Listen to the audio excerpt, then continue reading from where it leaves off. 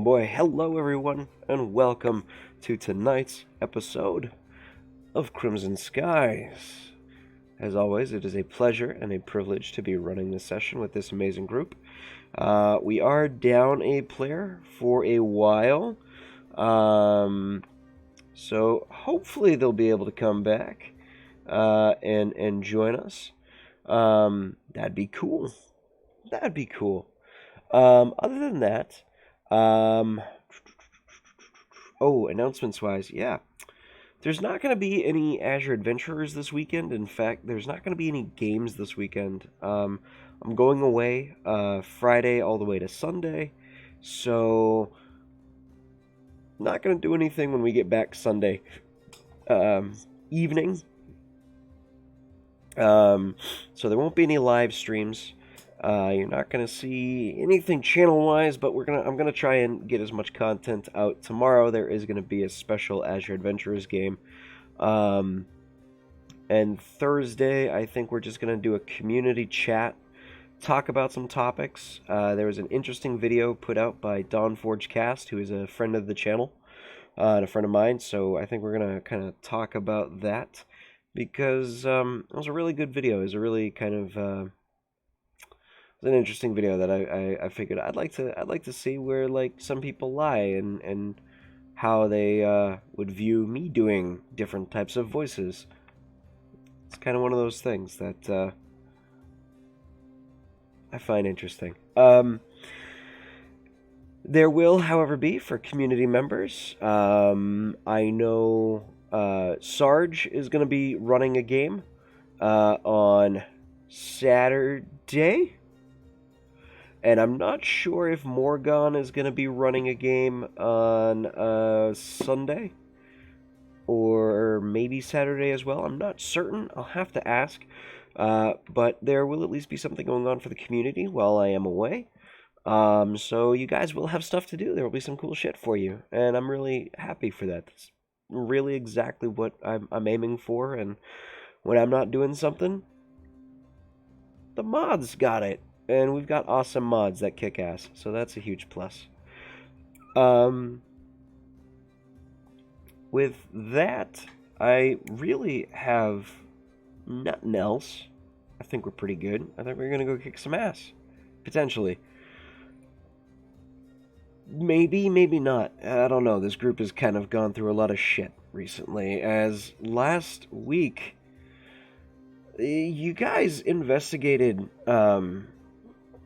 Cassandra's house, found a few items of import, but also discovered some secrets that she's harboring, as she appears to be working with an illegal group known as the Syndicate. And whether it's working for, or is employed by, or is contracted, or depending on how you look at it, she could be enslaved to be working for these individuals. During that time, Law and Awen made some friends over at the Silken Sheets. One which being the rather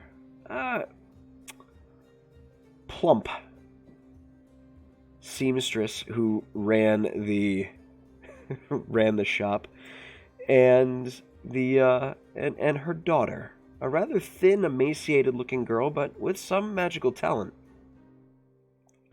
Upon investigating into her, she also seemed to have a bit of the same issues that Cassandra had. However, there was a problem with Cassandra, that there was an individual from this guild who Viamir encountered, tackled, tied up, and threatened to kill just because of his talking. It was with that, there was some information being gathered here and there, and the guy was let go.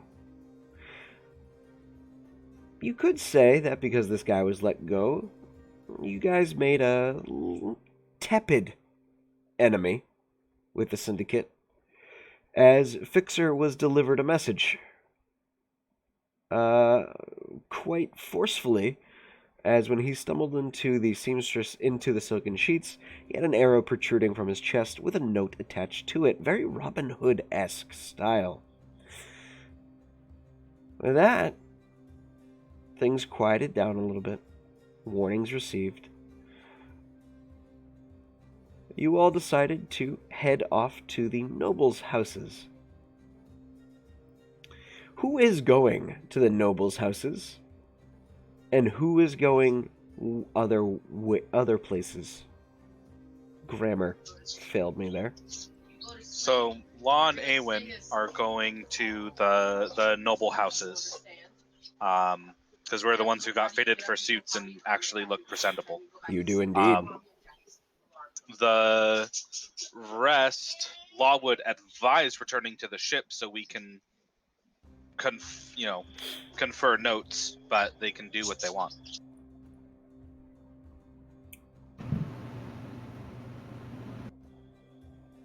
Vimir will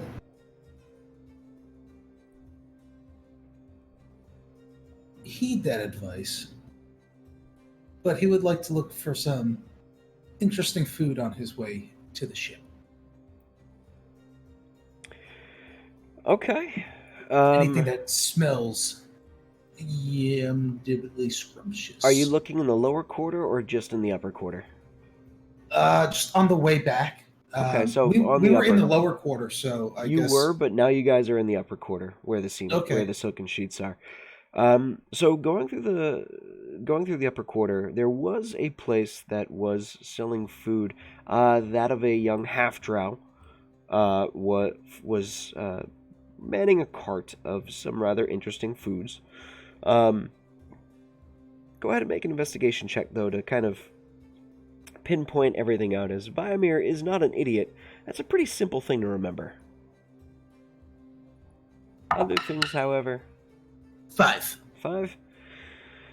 You look around and you see all these really fancy places that you recognize the letters in the word, but the word makes no sense as you just read cafe. And nothing smells good? Nothing smells good. You smell coffee, but it's more perfumed and fragrant and smells kind of over-exaggeratedly fancy. They do have baked goods. No fried cobalt. No fried cobalt. No good street food. This place. Do you want to see what the drow has? Or the half-drow has? What does it smell like? Okay. As you make your way over, the half-drow, the young man, just kind of looks up at you and... That's good to meet you. Please, peruse. Got a lot in the cart? Happy to serve. And what's that? And he points to the first thing he sees. Pointing to the first thing you see this little plump bun that is fried and coated in sugar on the top. That right there, that's a plum bun. Make them perfectly good, homemade myself. I also have meat buns, and I have... Meat bun, give me one. Okay, that would be just 2 silver. Or do you just... Okay. If you want, you can just give me a gold, and I'll give you like a bag full. I have silver. Okay. And he hands him 2 Electrum, because that's what I have, and they look close enough. Okay. If I remember right, silver Electrum is between... Yeah, silver and gold. Silver and gold. He, okay. And he just kind of pulls a small little box and opens it and puts 1, 2, 3, 4, 5.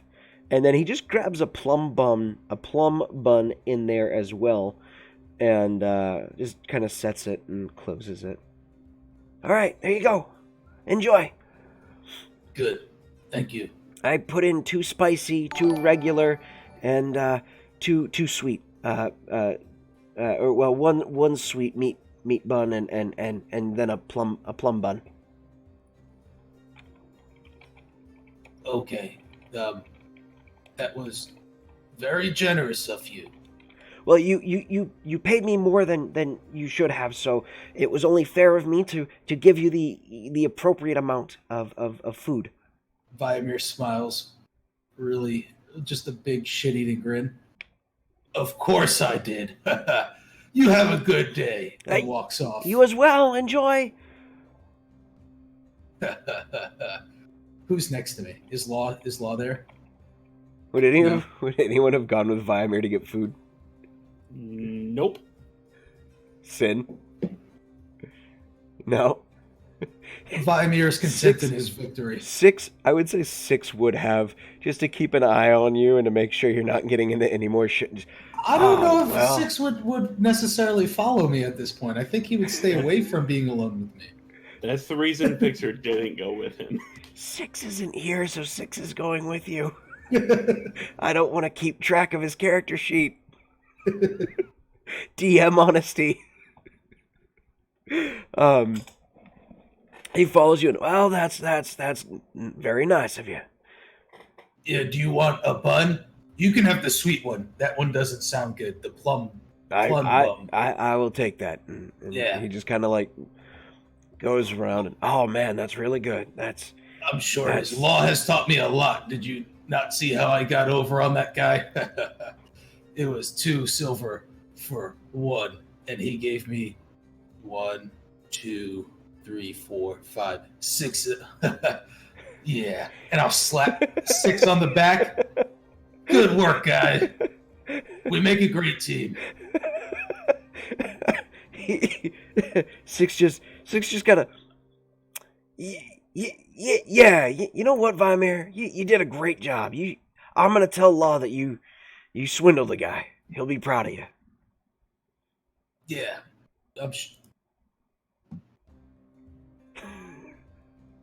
that's good. Okay. All right. As you make your way back to the ship, Fixer?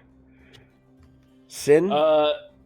Fixer, having just been shot, realizes that as no longer a magician capable of mage armor, he needs to find an alternative to that. And so he goes to find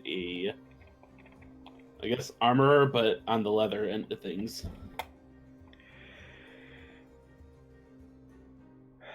Say that one more time. I distracted. Got distracted. I had to announce the stream, baby. Yeah. Yeah, so since he got shot and no longer being able to do things like mage armor, he realizes that he needs to accommodate that. And so he goes to find an armorer with the intention of getting some sort of light armor. Okay. Easy enough. There is an armorer. The armorer is a very interesting creature. They have an extra set of arms kind of coming out of their shoulder blades and wrapping around their body, and they look kind of almost jelly-like from behind. Their skin's a soft bluish gray tint. They don't really have much in the way of hair. They almost look aquatic in nature. Do you get their attention? Excuse me. She shot out the... Yes. What can I do for you today? And as he turns around, you see he has this large kind of frog-like sack underneath his jowls there. And around his body, you see there are 2 tentacles holding on to a hammer and tongs. His eyes are almost fish-like, and as he blinks, you see the multi eyelid as they come across and then down and then open up and then out, in a very reptilian nature. In fact, he does look very reptilian. Hello. Well, I seem to find myself in the market for some light armor, and I was hoping that you might be able to help me with that. Yes, I can help you with that. That will be something very simple for me to help you with. Come. And the two tentacles just set the hammer and tongs down on the anvil, and he just sets the blade that he's working on down and leads you off into a corner of the shop where there are indeed armors set to different racks. It's all adjustable. I make everything so it will fit no matter what. You will always be able to fit. All right, and I'm kind of new to the armor game. What are the light armors that you have available? We have leather and studded leather. Lots of it. What would be your prices on those? Standard prices. Are you not familiar with standard prices of armors? Not of armors. Never found myself in the market for them recently. How have you survived so long? You look like someone who has fought many battles.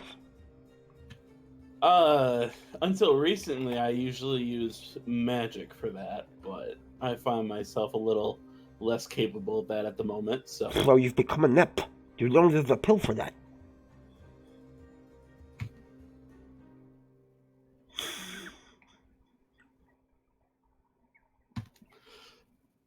Back to the armor.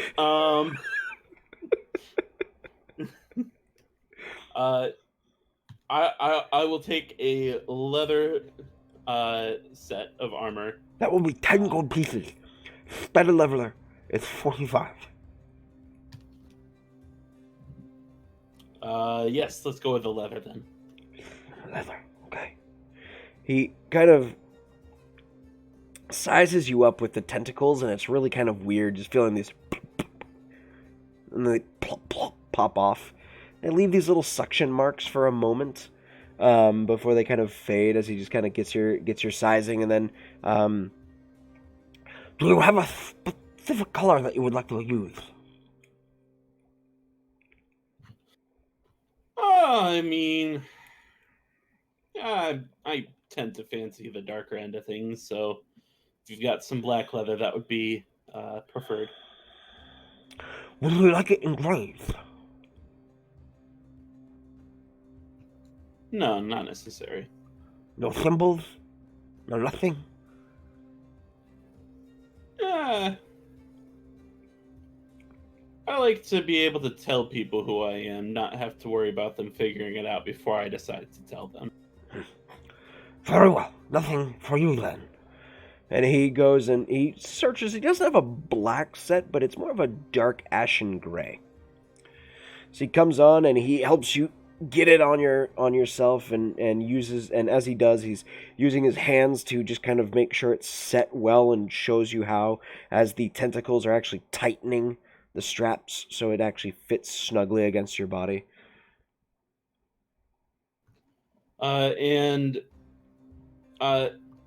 If it's possible to give a little bit of room on the arms, just because then he lifts up his... It's leather. It bends. Go ahead and try. All right. Well, thank you, good sir. Here's your 10 gold.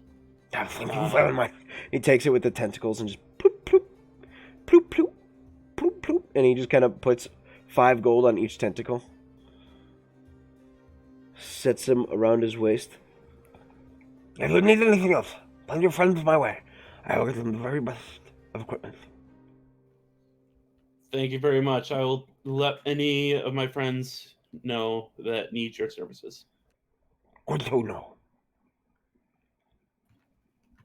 And he turns and walks out. Okay. Heads back to the ship. All right. Since Sin went AFK.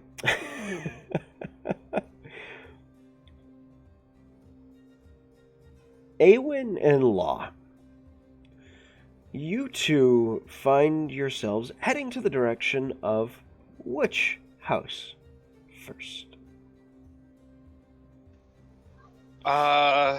Which of them was the meanest? The one with like the blackjack? The human? We're going there first. Okay. Sounds good. As you make your way there, finding the address, you notice on the property there are 3 separate houses. all connected by little causeway bridges from the second story. And then again at the fourth. I look at the 3 addresses. Are these 3 interconnected houses, these 3 women's houses? They are indeed. Is there anyone outside? He just takes a deep breath and sighs. I thought we'd be able to deal with them one at a time. What are you saying, Awen? Is there anyone outside any of the houses? There is indeed. There is a drow man in fine clothing. A very nice 3-piece suit, though, with a little bit longer tails in the back, almost like a tuxedo jacket.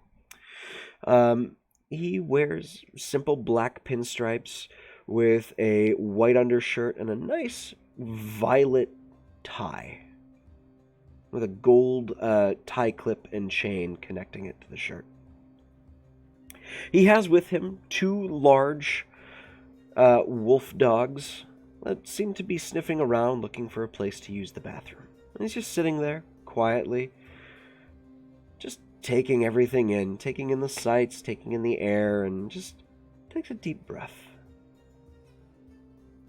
Looks over, sees you. Gives you a warm, welcoming smile, and goes back to looking at the dogs. Eowyn just kind of turns to Law and be like, do you think do we talk to that guy, or do we need to go in and find the ladies? Better to talk to him than have the dogs attack us if we step on the property, right? Yeah, maybe we'll just introduce ourselves, and maybe then he'll let us get closer. Excuse me, sir. Hello. What can I do for you? We're here to investigate the unfortunate case of the missing children. Well, you're the ones my wives contacted then. Your wives? Yes. It's common in Zaylan. I actually have I think I do have the most wives here in, Dulahan. Awen sees Law's face light up a little bit. You can have multiple wives in this country? As long as you have the money, yes. And I do, and I run a very, very predominant Lanista stable here. So, my business is very good. So then the 3 missing children that are all missing from this house are your children then? They are, yes, indeed. Well, we'd be interested in getting a general look around at the house to look for points of entry, as well as specifically at the children's room, if possible. I will accompany you. My Of course, wives tended to be in a bit of a sour mood when they returned home, so they each went to their abodes. As he kind of looks and motions to them and then just shakes his head a bit. Yes, they were causing a bit of a ruckus at the guard station. I heard, and I had to quite quickly pay off the guard. Which that money then trickles down into the lower quarter. Which is fine, actually. I'd like to see them rise up above their station, but it's quite hard for them to do so. Please, don't stand outside. Kenai! Asai! Sit. You see his 2 large wolf hounds, or wolf dogs, just and just go into happy dog pant mode.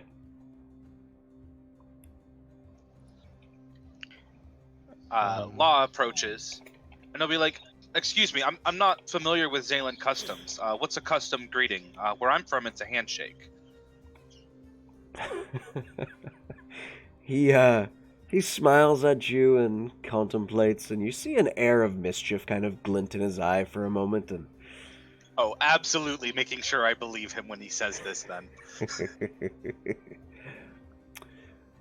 Well, normally we spit in our hands and slap each other in the face. 23 on insight.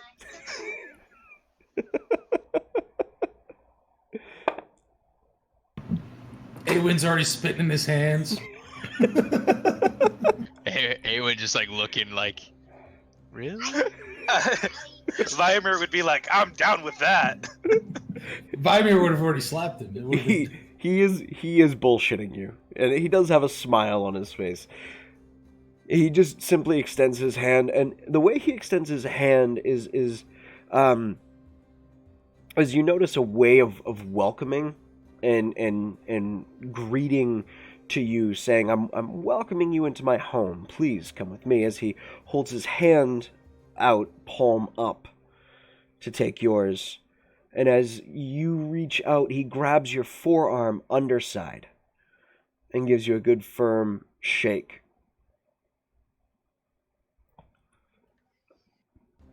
Yeah. Thank you. I never seek to offend, and always wish to make sure I'm following proper customs, especially with esteemed nobles. I became esteemed when I proved I was the best. Before then, I was simply an outsider from the Ebon Pine. Soran Alice, Windusk. Pleasure. You can call me Soran.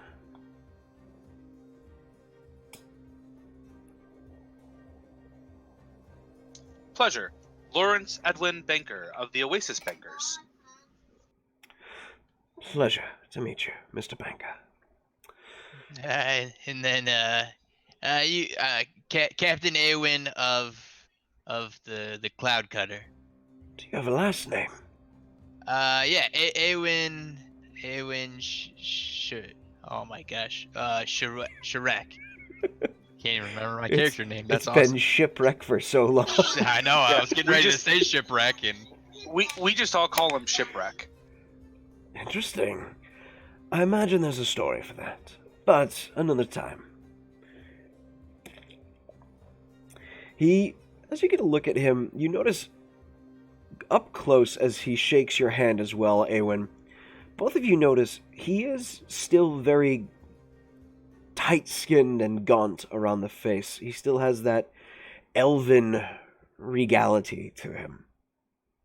But in his hair, which is cut short and combed over, while it is a shock white color, you notice there are, at the roots, bits of silver coming in.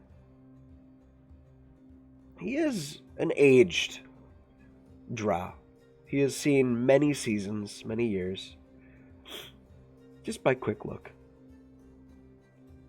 And surprisingly, he might have had a little bit of work done or used a little bit of magic to hide the deeper crow's feet around the edges of his eyes, as they are a little bit more receded than they should be. Now, whose house would you like to go and see first? There's You know the Narina's, temperaments. Saura, and Ygritte. You know the temper. I would assume you know the temper of your wives better. Who would you recommend seeing first?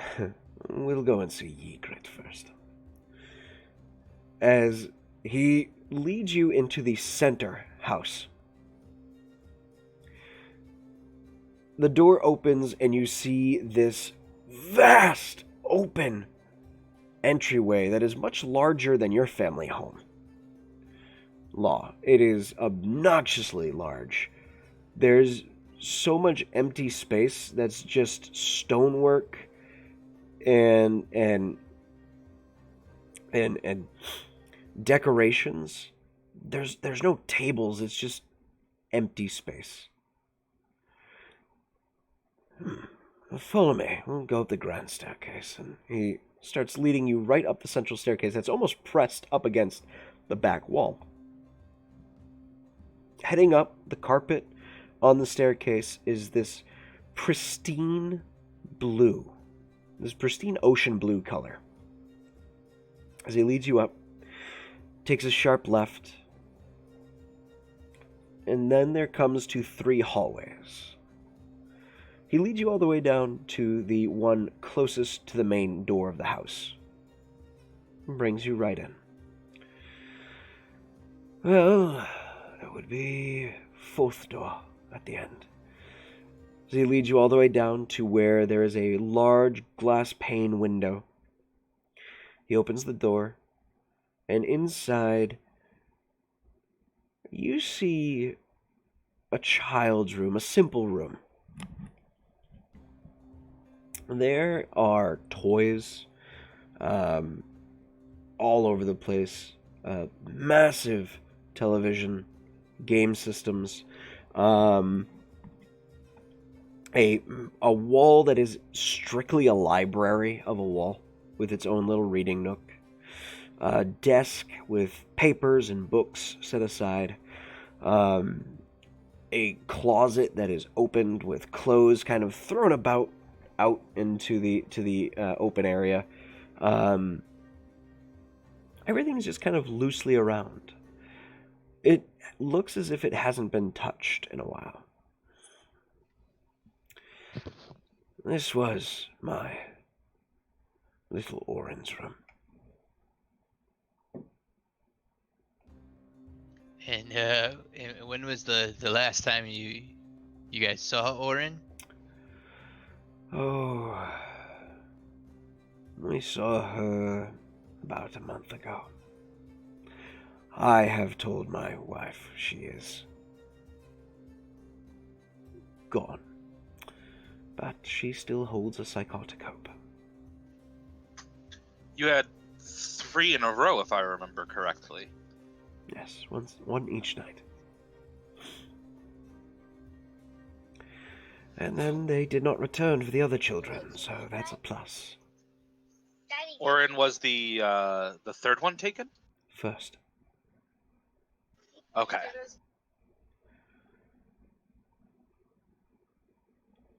I'm gonna do just a general glance around the room before we enter and disturb anything. Okay. Make a perception check. What are you looking for exactly?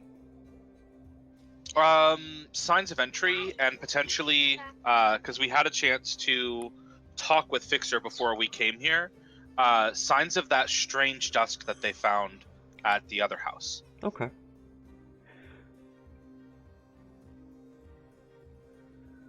Not bad. 15 total. 15. Looking around, you don't see any of the dust, but what you do notice is there's a portion of the floor that is rather weathered. It's very odd. It's as if it has rained on there multiple times and just created a pool on the stonework that, as it's dried, it's stained, and it's created this just kind of puddle ring around it. As you look up, you see that there is a skylight that has yet to be closed. It is propped open, but it has not been put closed. And it stands open maybe about, your best guess, maybe about 1.5 feet wide. This room hasn't been touched since Orin's disappearance? No, I walk in it once in a while here and there, but I just stand here in the doorway. My other children come and drag me away every so often, but first Have child, you noticed, after all. Have you noticed the skylight is open?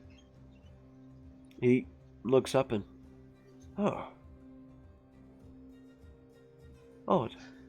that And is the Law oddest pulls thing. out his phone and just snaps a picture. Yeah. Awen will look up at the skylight and be like, you think someone could have like come through there? That's a 30-foot ceiling and be one hell of a drop if they did. They surely would have woken her up. I don't know, Awen. Could you drop from that height with no issue? I've seen you do some pretty incredible things. Yeah, it wouldn't be too hard for someone who's trained, but I mean, most likely would be heard, but um, or Orange, they didn't have any tendencies in like running away or anything, did they? Any of the children? No, they are all very good children despite being from different mothers. They are quite lovely. Very good, well behaved. Unlike their mothers, which is weird. Come to think of it. Do you normally keep the skylight open?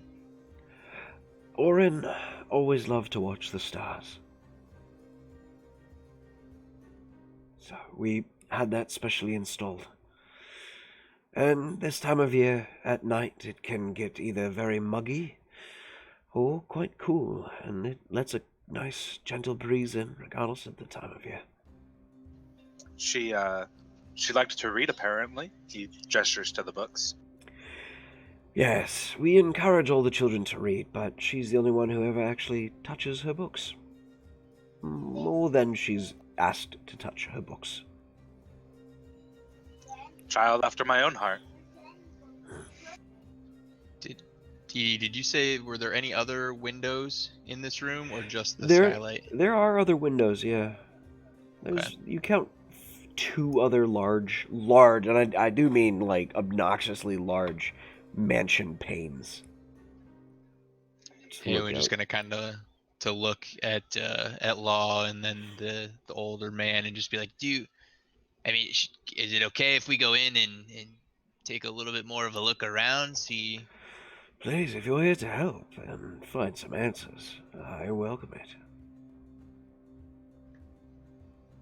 Eowyn's gonna look to Law and just be like, should we go take a look? Yeah, let's step in. Alright, stepping in. Sauron just leans himself up against the door frame and crosses an arm, and you hear the plodding of his 2 giant wolf dogs just plop down in front of the doorway as well. If you'd like, go ahead and make investigation checks. What exactly are you looking for? If that is something you wanted to do, or you tell me what you want to do. Yeah, I'd say Eowyn's gonna look around.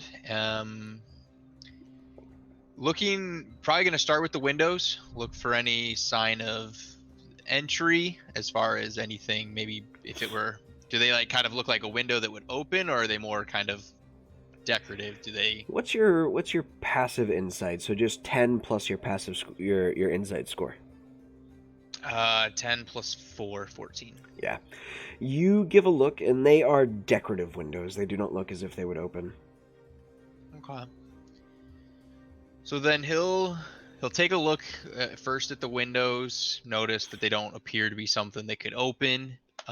He's gonna look around, checking closet and possibly drawers to see if there's any clothing disturbed. Okay. Go ahead and make an investigation check. Okay. 18. 18. The closet has had almost all of its clothing disturbed. All of it is on the floor, off of hangers, as if someone came in here frantically looking for the child. Perhaps maybe thinking they were hiding in the closet. Parent or something. Okay. Yeah, as for the drawers, everything in the drawers is folded perfectly, put away. It's not until you open the drawer where there appear to be some dresses. And you notice one side is about 3 dresses lower than the other.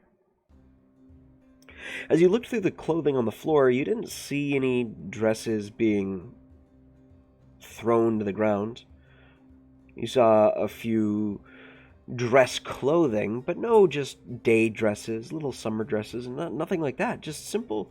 These are all the clothes that are on the floor that were hanging are all very fancy. The ones in the dresser are all rather rather plain and simple clothing, nothing too outlandish. But there does appear to be 3 dresses missing.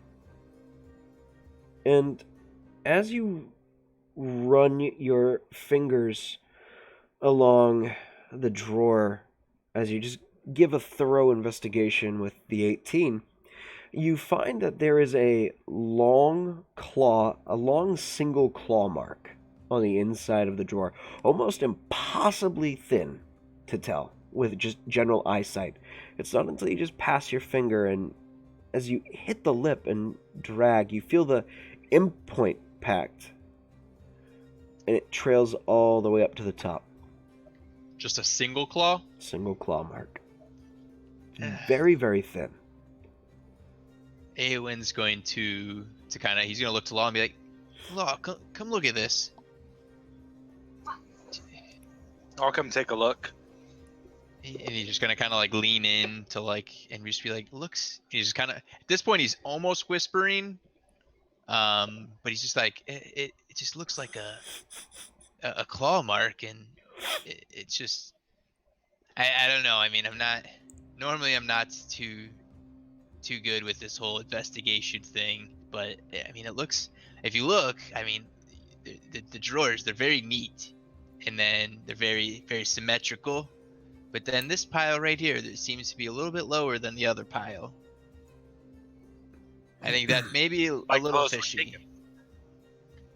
Maybe taken, or maybe, and I mean, he like looks around, he goes, I don't think, I mean, the closet was pretty messy, so I think, you know, Well, I'll someone take a probably picture came in looking. Sorry, go finish. Oh, you're good. He was just saying, he's just like, you know, the closet was pretty messy. The drawers, like I said, they're pretty clean, and I don't see the dresses anywhere. So maybe someone, you know, maybe they like deliberately took them, or I'm not really sure. Law will pull out his phone and snap a picture. Okay. Maybe you should ask Soren, or he's just gonna. Anyone's gonna look back to Soren and just be like, "Did you guys notice that there? It looks like maybe there's a couple dresses that are missing. I don't know if maybe, you know,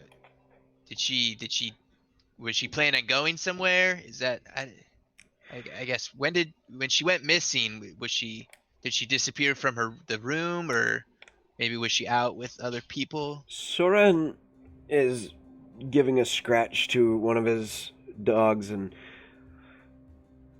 no, I don't recall her going anywhere. And all her laundry was done for the day and folded and put away, so there shouldn't be any clothing missing. Well, then someone deliberately packed her a bag. Does she normally have any luggage in the room? You know, a suitcase or anything along the lines that she keeps within her own room? No suitcases. We keep those in our room. However, she would have a backpack that she would store things, and he kind of looks around and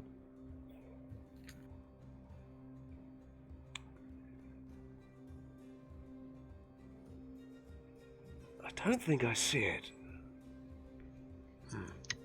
Was there a I'll go backpack ahead in the closet? No spot for a backpack in the closet. I'll go ahead and look around the room, check under the bed, make sure we didn't Okay. miss anything. Make your investigation check.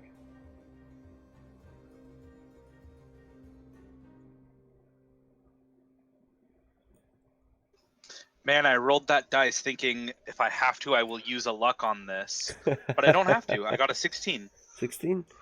You don't find anything else disturbed, anything out of the ordinary. Everything seems pretty mundane. but I also do not find a backpack. You do not. Well, her backpack is missing.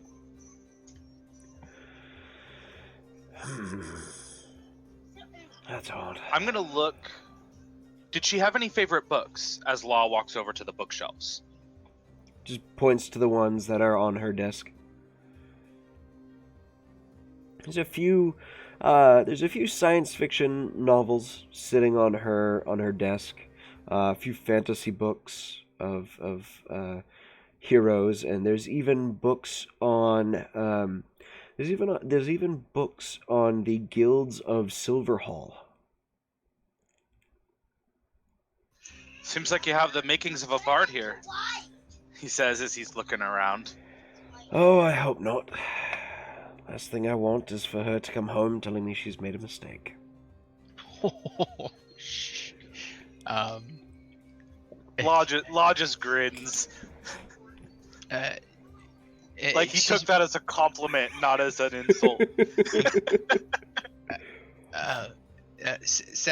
Soran, I don't know if maybe we had asked your wives before, but how old was Orin and the other children that were missing? They were all 5. All my wives got pregnant on the same day. It was an interesting night, to say the least. Sounds like an interesting night. Something you would consider a shotgun marriage. Quite literally with a shotgun. 3, to be precise.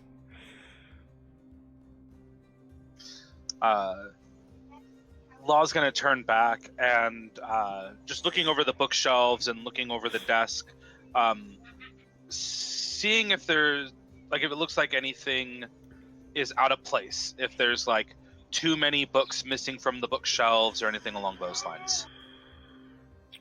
What is your intelligence score? 14. Score is 14. Mod is 2. Okay. With that, without even having to make a roll, you give a look at the bookshelf, you give a look at the books that are brought down, and none seem to be missing. However, you do notice that there are books with very old writing, very old spines, very old leathers. One of which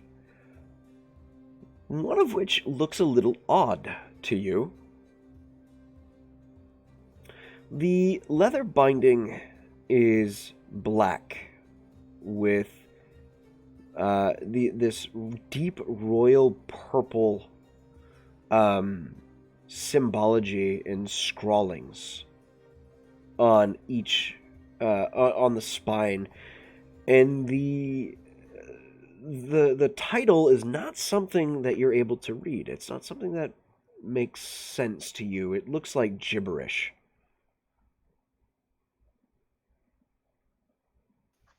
Crap, I have the wrong spell for this.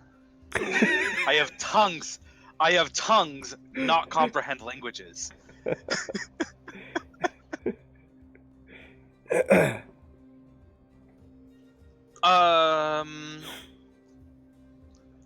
I'm just gonna open it up and kind of glance through it. Just take a picture. Okay. I'm just trying to see if there's anything that makes sense in it. I would What kind of city?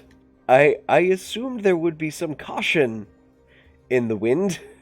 However, What? Caution from Law? there is Only when it comes to things he knows is cursed. there is no caution in this wind. I need to do a moment of reading. You just got plus 12 charisma. However,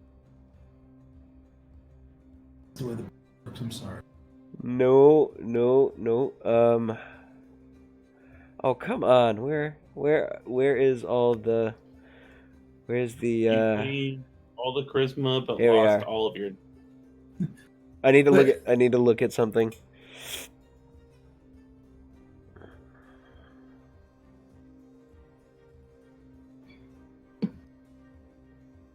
Okay. I need you to go ahead and make a wisdom saving throw. Oh, I hope it sent me. Called it. Ooh, fun. It's your turn to make a wisdom saving throw, Law. 21, not bad. You succeed. There is a bright blast of energy that beams itself directly into your eyes. Bizarrely enough, Awen, even with your excellent passive perception, you don't see any light. You just see Law staring at this book for a moment. And Law, as this light burns into your eyes, you hear this.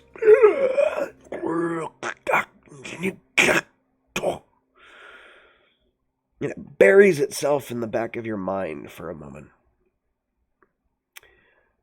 Whatever defensive measure this book had, you seem to have resisted for the moment, but you also realize now that there is a face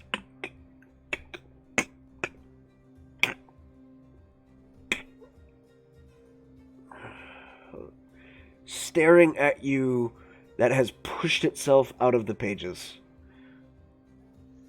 So kind of like Harry Potter in the restricted section, I slammed the book shut. Make a contested strength saving throw, please. Oh shit. So strength is my dump stat, Nice. and I'm gonna use a luck, and that's not any better. With a 19 plus 5 for a 24, you go to close the book and the book and you feel a connection spark between your mind and its. You are not my owner. What, pray tell, are you doing here? Who is your owner? Is Law saying that out loud? No. Actually, are you? Okay. Are you? Law not being... No, Law would be particularly keen with speaking telepathically since I have spells. So yeah, I'd be... If it's speaking in my mind, I'd be speaking back in my mind. Okay. I was thinking on whether or not Law would know how to talk to something telepathically. But yeah, he would. That is not for you to know. Why have you opened me? Where is my master? Well, if I know not who your master is, I can't possibly tell you the answer to that question. Who are you? I am simply known as Law. Who are you? A name for a name. Please make another wisdom saving throw. As you feel something probing into your mind. 19. 19. That is unfortunately a failure. What are your thoughts as it asks for your name? As it asks for my name? Mm-hmm. I'm wondering if Orin is this thing's owner. Okay. That would be... That's like on my mind as the player, so that would be the foremost thought with Law. Okay. I am a book. That is what I am. You may call me Book.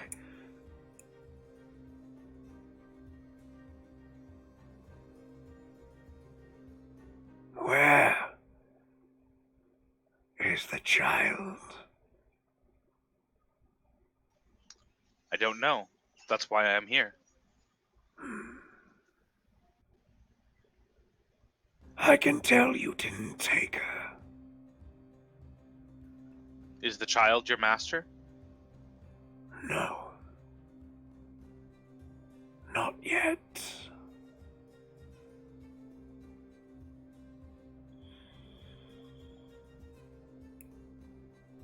You will take me with you.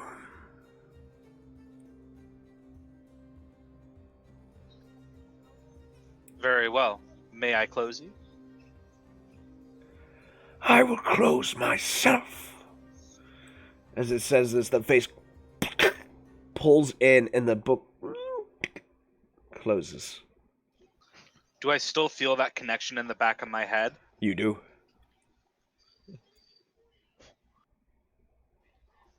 Law's just gonna look at Soren, and he's gonna say, I don't know what this is, but whatever entity resides here, it wants to find your daughter. So I'm taking this book, if you don't mind, sir. Oh no, that's Law fine. looks- That's his purpose. Yes. That's his purpose. Yes. What is this? A book. Law just nods and looking visibly kind of shaken by what he's just been through. And he will take the book and carefully stow it in his pack. You get in your mind. You're damn right. You're doing this carefully. Awen just kind of staring at Law like for I don't know how long Law was just kind of like standing there talking to this book in his mind, staring at it, but The thing Awen talks just kind to of you. like looking. Law looks over to Awen. The thing talks into your brain.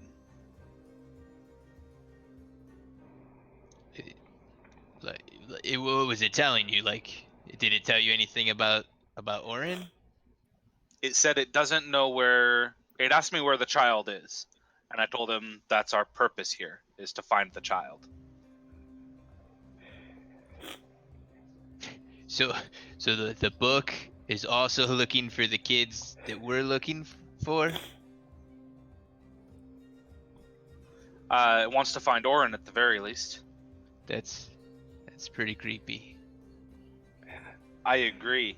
You hear, I'm enjoying this far too much. I actually wasn't expecting you to find this. Sauron just, there will be, two more, but, one will, one will be one is a phone, and, the other is a doll. And they all those ones will talk kind of like that book. That Yes. and why do they talk though? You know, it's a very good question. I never knew why.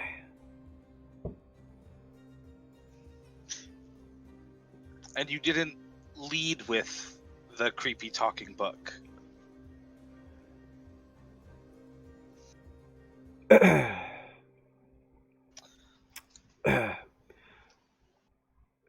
You see him struggle for a moment. As he's struggling, Law will kind of reinforce the statement with, in My order for us to find your children, we need all the information we can get. my lips are sealed. I cannot speak. Your lips are sealed. Yes. I do apologize. You mean like you can't tell us anything about these three things, like maybe when you got them, or where they came from, or why they talk to people? My lips are sealed. I cannot speak.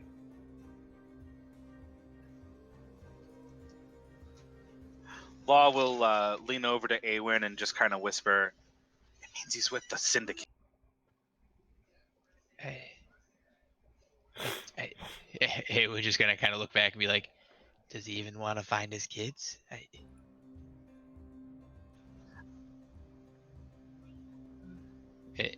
Yeah, I mean. So the last thing we should look at, Awen, is the point of entry. So I think that's the point of entry. So let's see if we can see any signs in the somewhat water-damaged floor of how they landed or how they got out. Is there, and he's gonna look to Sora and be like, do you have any sort of like maybe ladder or something that we could Yes, climb let to... me get the butler. And he kind of leaves and pats the two wolf dogs on the head and makes his way down the hall. And a few minutes later, you see another well-dressed man, white gloves, bald on the head, and just kind of the old-fashioned kind of monk gray hair around the head. And he just carrying a ladder. And, yes, sir, I will make sure they have the ladder, and I will ensure they do not fall. He enters the room, sets the ladder, stands on the opposite end, and just stares at the two of you. While Awen climbs up the ladder to investigate, Law's going to think really hard in his head toward the book. Were you given to the girl by the Syndicate? No.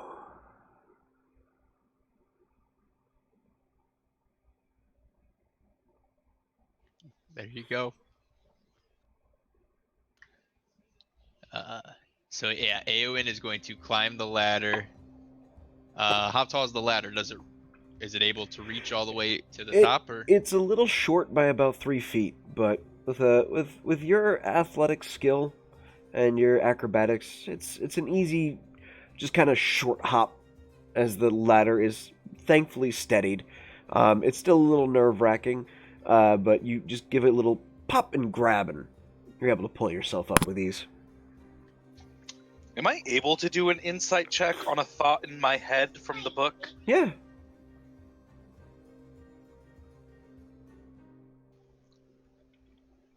$18. The book is telling you the truth. Like most books, when they're written, they tell you the truth. I don't know if it's a Depends who wrote lying book. I've never Does met a depend talking who wrote frickin' it. I've never met a talking frickin' book before. I don't know if this thing can lie.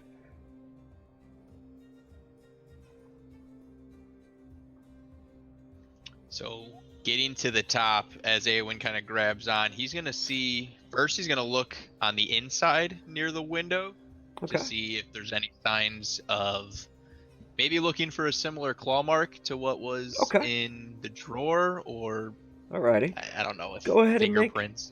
make an investigation check as you pull yourself up and you kind of wiggle yourself outside and then kind of look from the top down.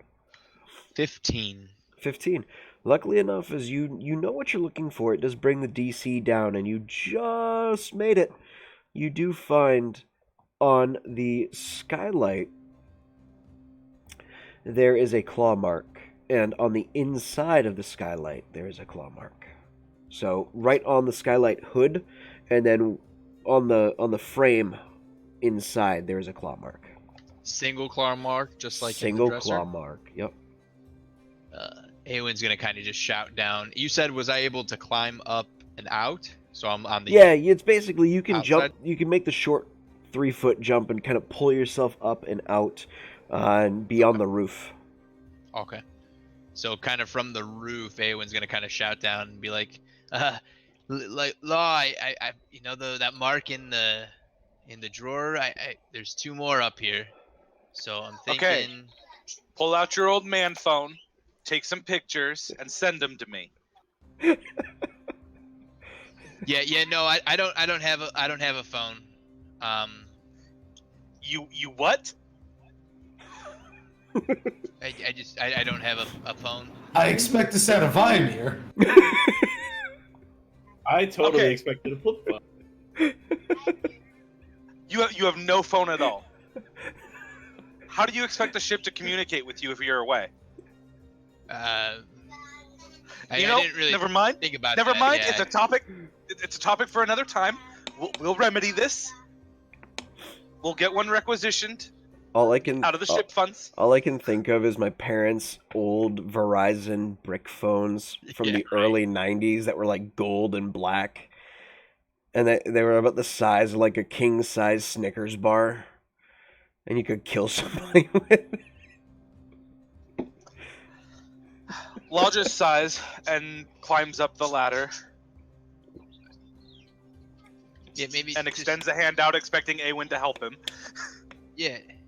Awen will kind of just reach down and be like, yeah, just toss it. I should be able to grab it. I'll take some pictures. A part of me wants to No. make you make a check. Part of me wants to make you make a check.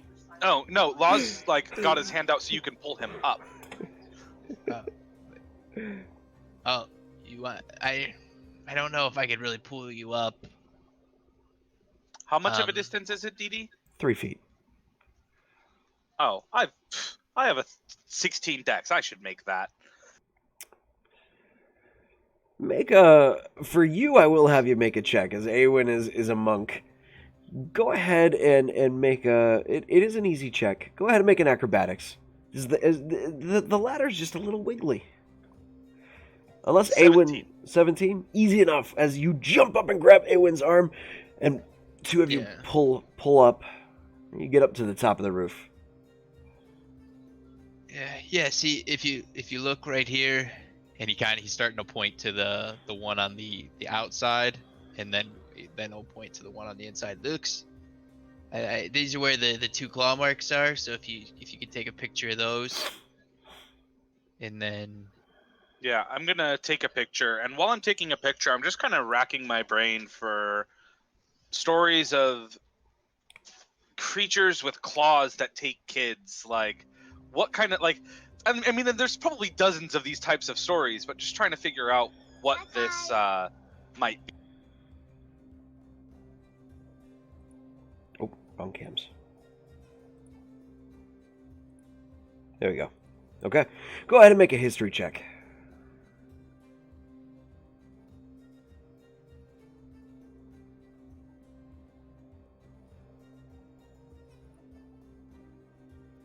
Uh, 13 total. 13. As you try to rack your brain, you are struggling to find out what it is that could be taking these kids.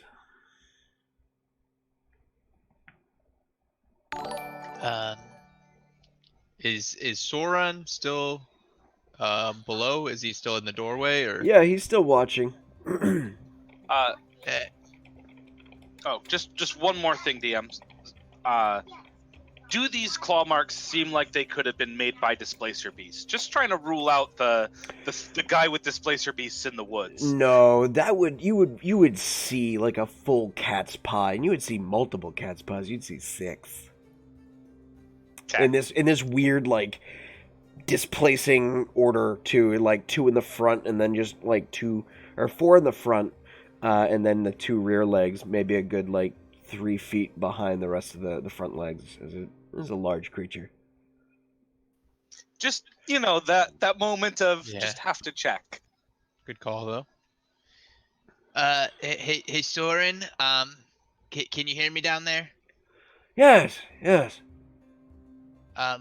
So is there anything, like creatures that you know of, or anything that have like, maybe like a single claw? That My mother-in-law's. your mother-in-law has a single claw? Yeah.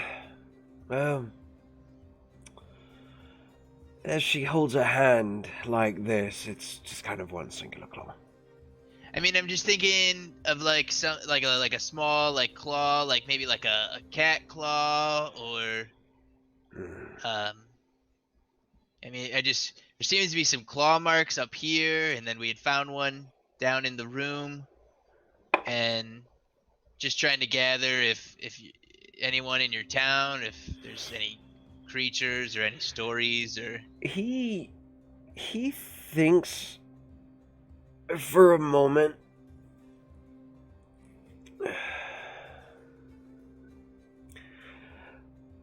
There's lore of creatures that do steal kids.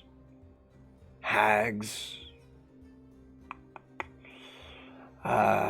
Fey creatures, but none with just single hooks that I can think of. Well, and I mean, not one kid a night either, right? Yeah. That's no. They it's more like they'll at least the fey creatures from lore will use like candy, donuts, things like that, and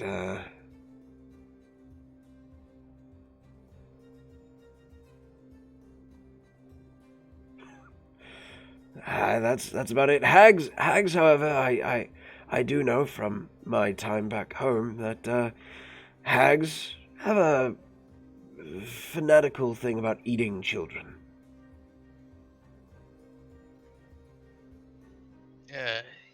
Like maybe like, and do they have like a nail or like a claw? Well, I mean, all hags have really long nails, but none that I know of that have singular ones, at least from teaching memories.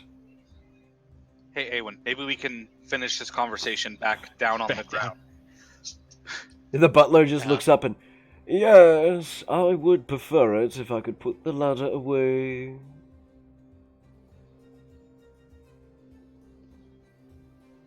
Yeah. Why don't you go ahead and go down first, and then I'll come behind you. Law will lower himself carefully back onto the ladder. Okay. And then climb down. He's gonna be like, hey, do you guys want to move the ladder to see if there's a way that like I could maybe try to get down? Because if someone got in, they wouldn't have gotten in with the ladder. The butler waits for Law to climb down, folds the ladder, and just walks away. The butler is excellent. Folds it and just bam, gone. Speaking as a maintenance worker, a ladder that can reach a 30-foot ceiling is not a simple walk out of the room. That's a big ladder. It's not. It must mean that He probably had to like put it out a window or something. No, he walks it right out the door, just the same way he walked it in. Eowyn's gonna like from like the roof and from the thing, he's gonna kind of look to see if there's like he's trying to get an idea of how like the claw mark is to see if it was like how they got in, and then he's gonna kind of look make to see if I'm gonna say make a survival check is like you're trying to figure out how someone would survive or pull themselves in this way. it is. I was gonna say, while Awen's doing that, Law's like looking at the ceiling to see if there's any marks along the ceiling where something maybe crawled across the ceiling. Due to the distance and how large they are, it is going to be a hard DC, but you know what you're looking for, so we'll see if you can get there. Eowyn's survival was a 25. Fuck. Yeah. It's a natural 20, but what does it make it? Perception, you said? Investigation. 23. It's not enough, unfortunately. As you look up and try to find these small, narrow lines, it's hard to tell at this distance. Whereas Awen, you kind of gauge your hand grips and press, and you think whoever this was might have used their hands in an awkward grip to slip their legs in first and ease themselves down to a hanging position before dropping. But is there anything? Is this just sheer? It's just ceiling. It is skylight ceiling. It's it not is- like It is an angled roof at a slight angle with the skylight that just goes straight down. Yep. Okay. Um, so yeah, Awen's gonna try to finesse himself and try to fall exactly straight down to where he would think that this, if anything, entered and came straight down the way it was holding its hands, and just fall and see exactly where it drops him. Okay. Using your survival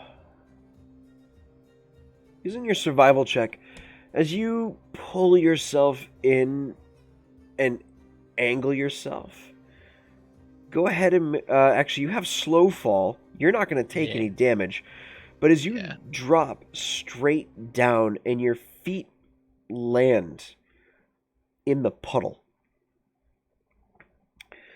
you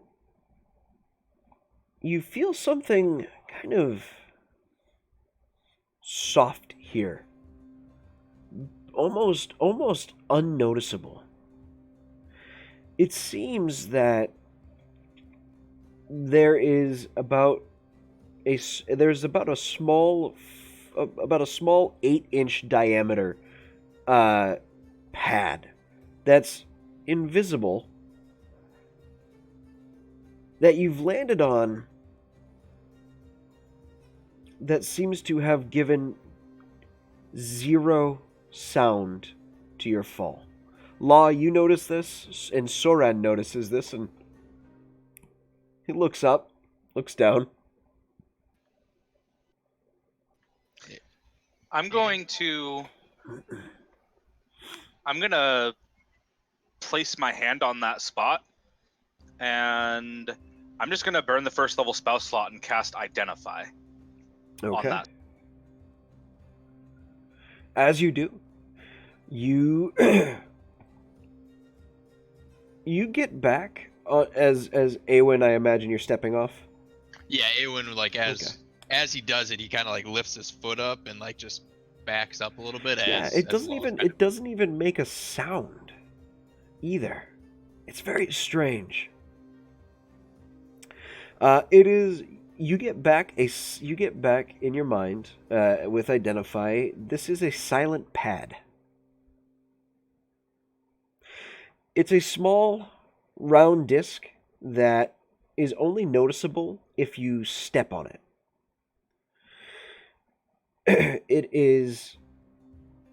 It can range in different sizes to fit a different amount of people. They are commonly used in breaking and entering. And normally they're picked back up when someone goes to leave. This one, however, has been left behind.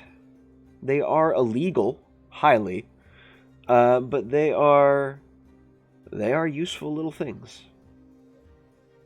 Law will pick it up. Does it roll up, or as you pick it up, the invisibility that comes as part of it fades, and you just see a small little black mat that seems to actually have a little bit of a magnet on the bottom of it that seems to be able to attach to different things of the user's choice. There actually does seem to be a little knob that kind of adjusts the magnet's frequency to different floor types to keep it in place. Yeah, Haywen's gonna look at it and be like, as it kind of like appears, he'd be like, that's pretty cool. Yeah.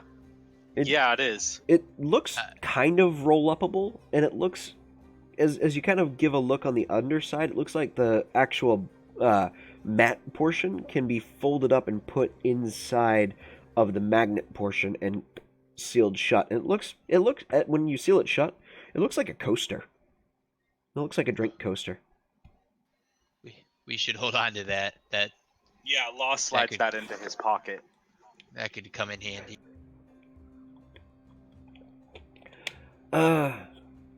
You're taking something from my house. You didn't even ask permission. It's rather rude. It's evidence. Do you want to find this guy? It's something that belongs to him. That's something that we can use to find him. Can I please take it? Law says with a big smile.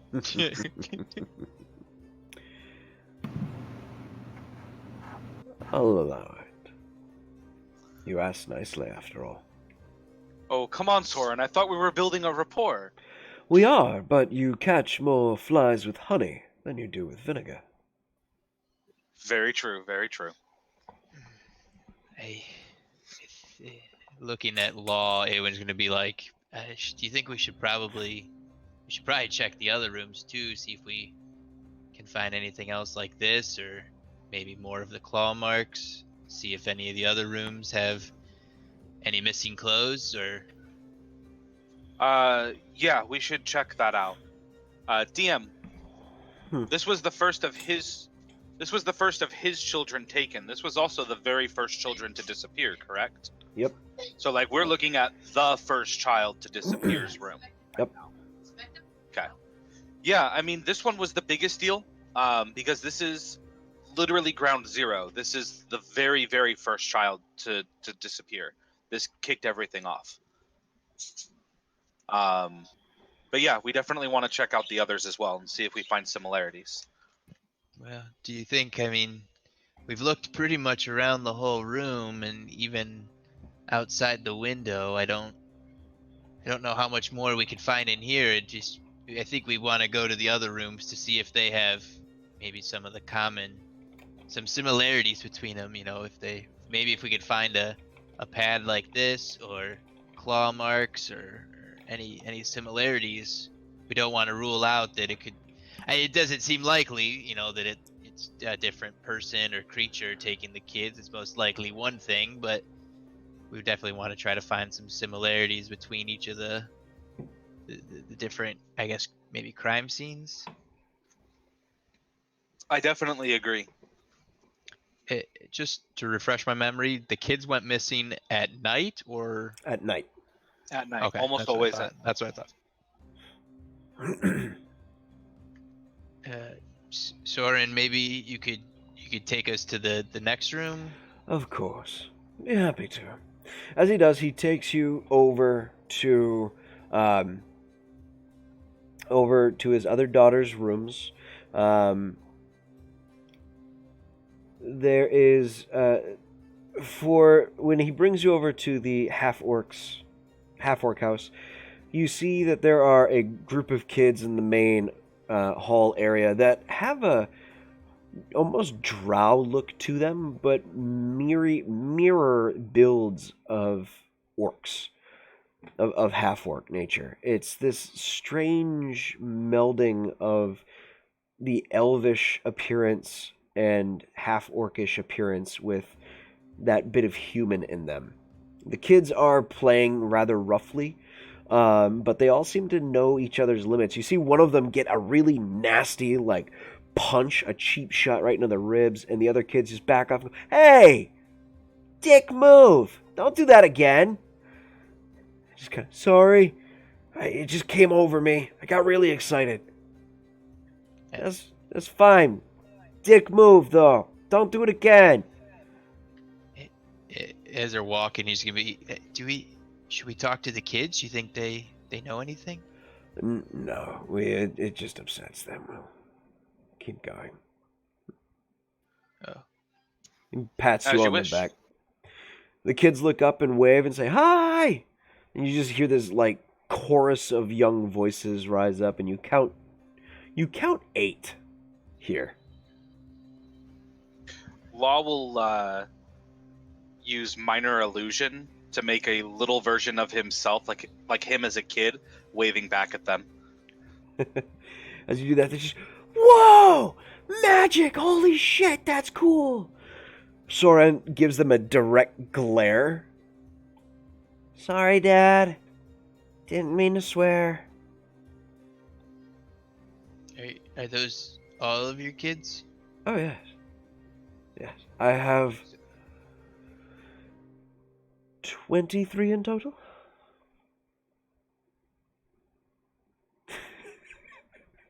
Get it? And the Including 3 missing. up our part of and the- that, yes. Yes. Of course. And the 3 that are missing are your oldest 3. Yes, they are all the firstborns. How old were they? He said 5. 5. Yeah. 5. Okay. The rest, as you can see, Are they birthed in litters? Jesus Christ! Okay. He So points. He points down Wait. to. He points down to all the half orc, half elf children, and as you can see, Salra has multiples run in her family. 23 kids under 5. Wow. And you have just the 3 wives?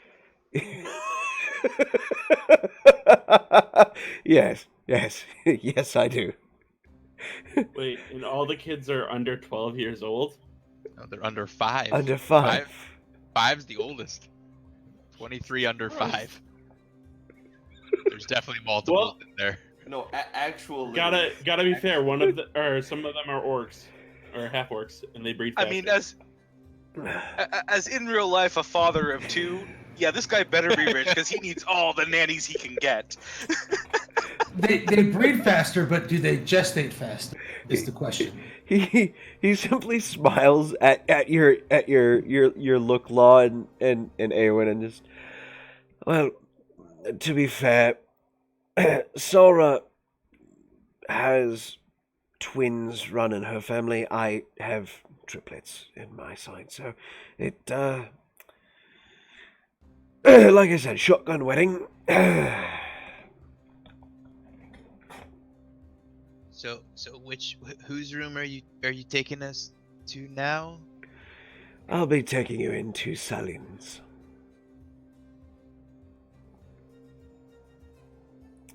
Do we know which wife that was? Half orc.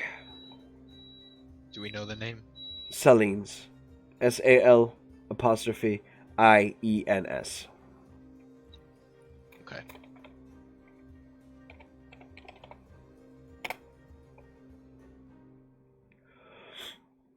As he leads you in, you see this room is actually rather interesting. You see there are weights. There's almost an entire workout. There's almost an entire gym set inside of this room. There are training weapons littered all over the floor. And there is also, as well, there is a large library wall as well, but there's not many in the way of books. You do see a few posters of fighting styles and fighting techniques, as well as archery, talents, and marksmanship courses that this child has big circles and red marker just all over the poster. Looking in here, though, there is no skylight in here. There's only the 2 large windows. There doesn't seem to be an external entrance possible, other than the door. Door was locked. He looks at Saren. Yes. We have the best locks, if you'd like to give your skills a test.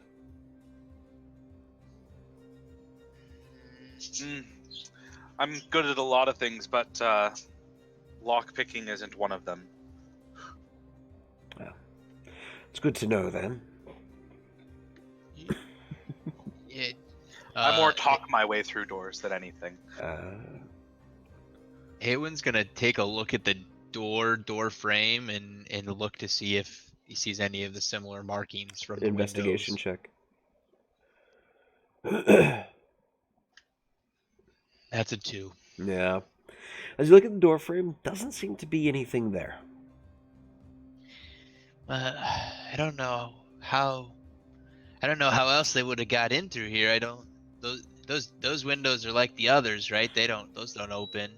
Correct. And no skylight.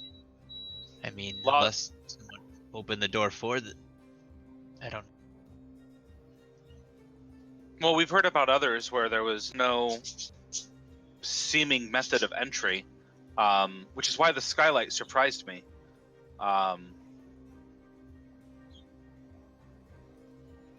Yeah, Law's gonna go check out the windows. Okay. What are you looking for in particular? I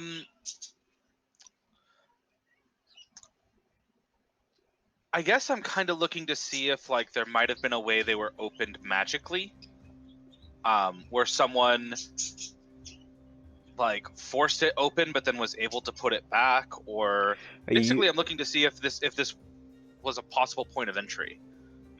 Are you using like detect magic or? I unfortunately don't know detect magic, so I can't use that. The best I could do would be to just sit and try and identify it, I guess, to see if it is magic. Could I make just a general Arcana check I'd say to see if I think it's let's magic? roll with an Arcana check and see where we end up. Really good, actually. 24. 24. As you kind of reach out through your own magics and try to get a feel of things, you don't detect, you don't feel any traces of the arcane here. Though, as you kind of stretch out your energy throughout the room, there is a lingering sense of powerful arcana somewhere inside. You're not able to pinpoint where, though.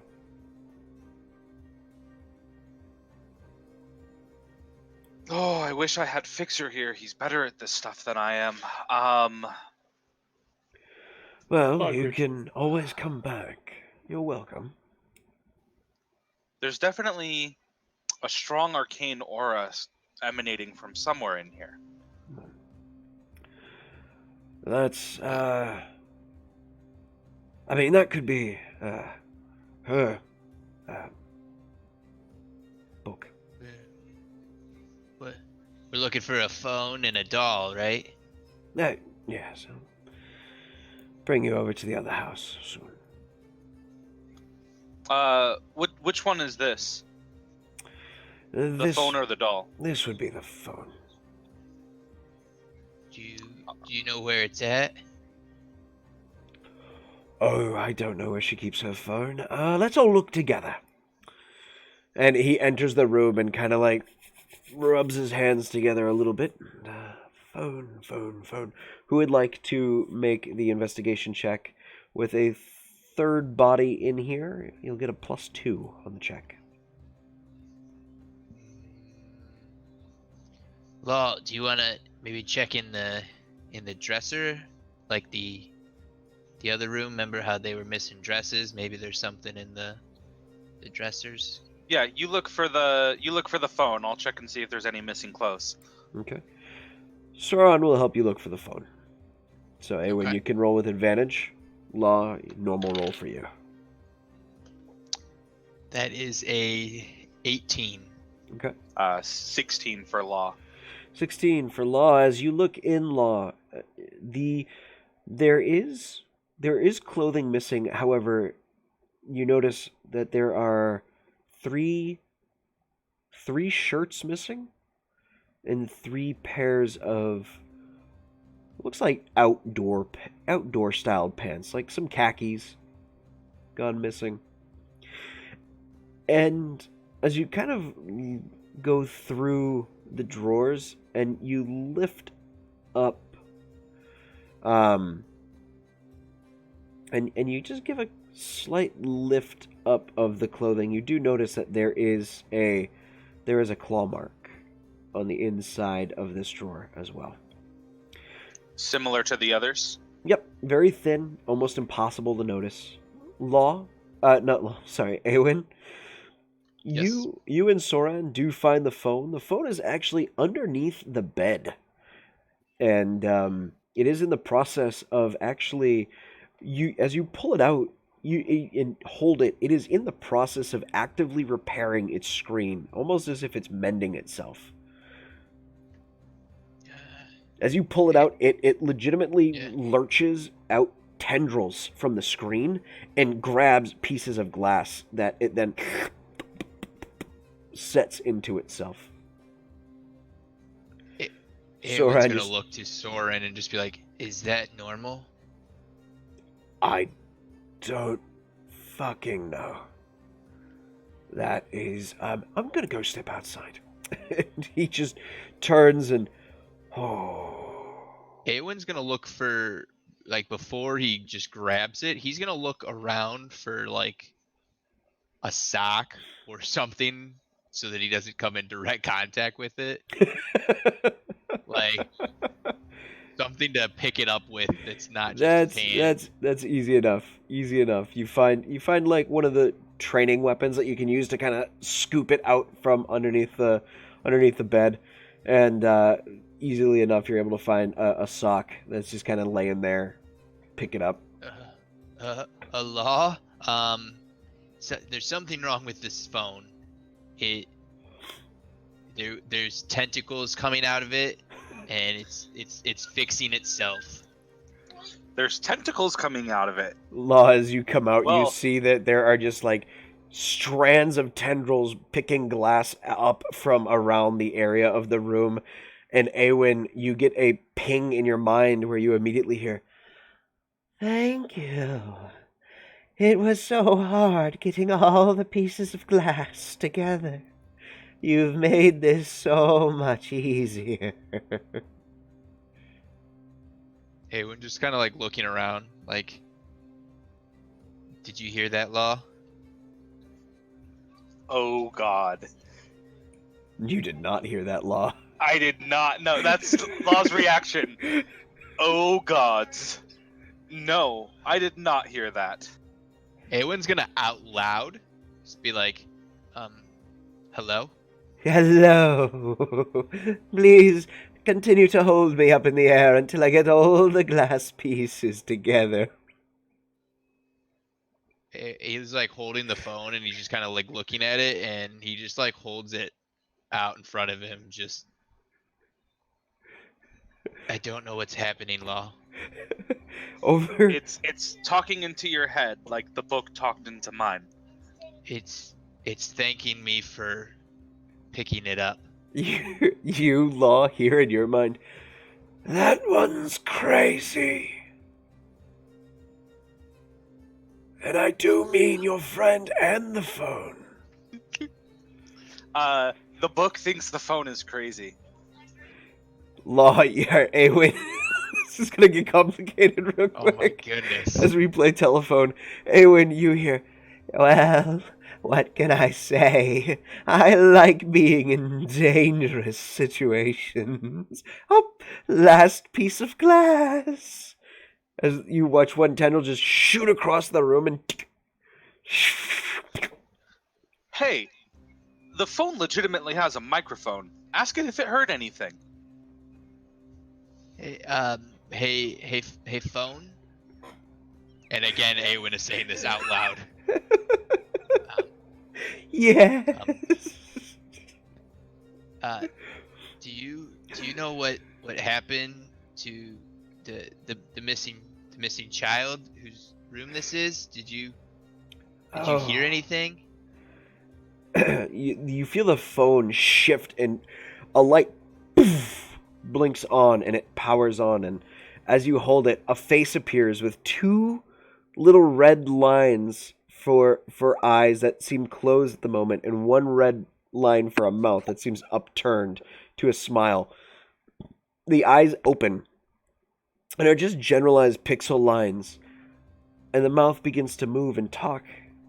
And as it talks, you hear in your mind, "Yes, I did. It was something.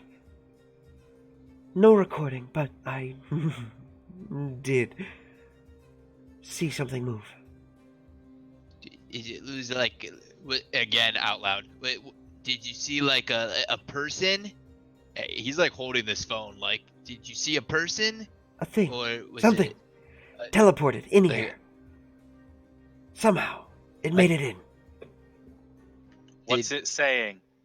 The phone? It said that something teleported into the room, Yes. but it Now doesn't. you get it. But Go for it. Sorry. no, I was just he's gonna look back to the phone and just be like, do you don't know what it was? Did they take the kid? Yes. Is that And they shattered me and kicked me under the bed. It was not nice. So now that I must know where find her. uh now where I know where the phone was at, do I think that that's the magical aura I was feeling? Might seem so, yeah. I'm just gonna kind of do a once over of the room and make sure there aren't any like other strong, powerful auras in the area. Okay. I'm gonna have you make a multi-check on that with Arcana and Investigation.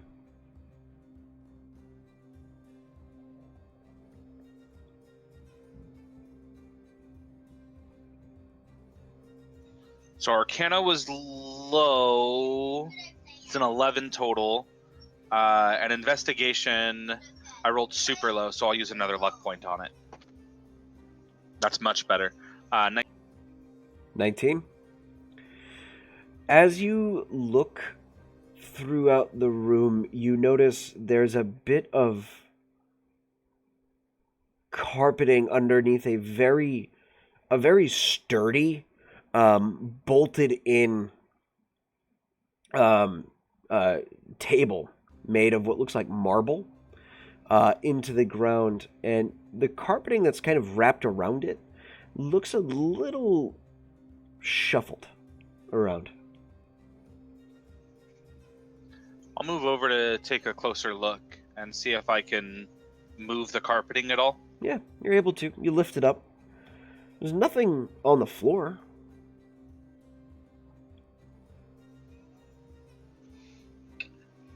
Any runes or sign of magic in the piece of carpeting?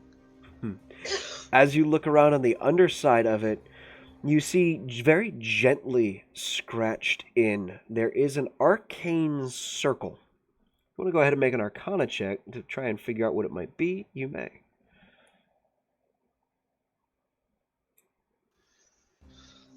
Oh, another good roll. 19. And that is a teleportation circle.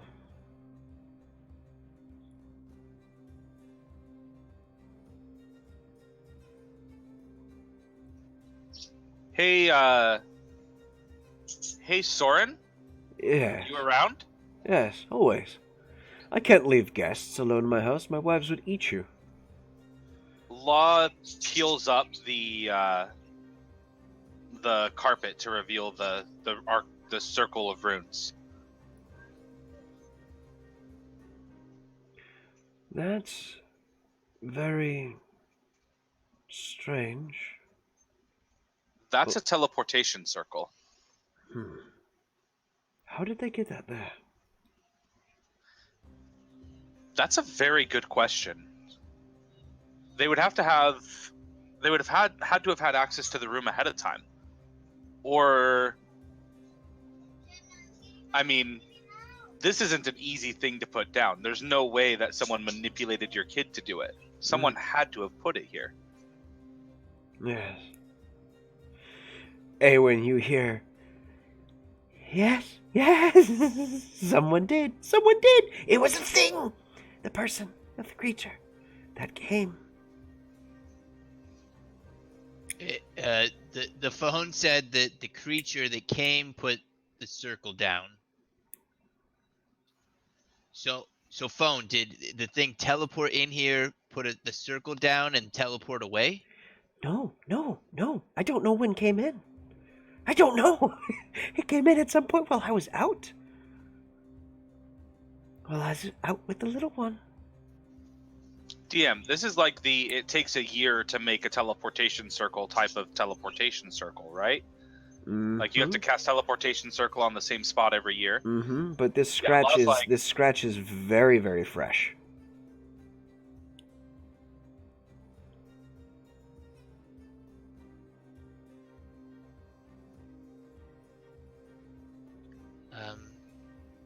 The carpet is able to lift completely, or like is it just basically a rug? Yep, it's a carpet with a circular cut in the center of it, kind of like a tree skirt for Christmas time. that just has a Velcro peel that you can pop off.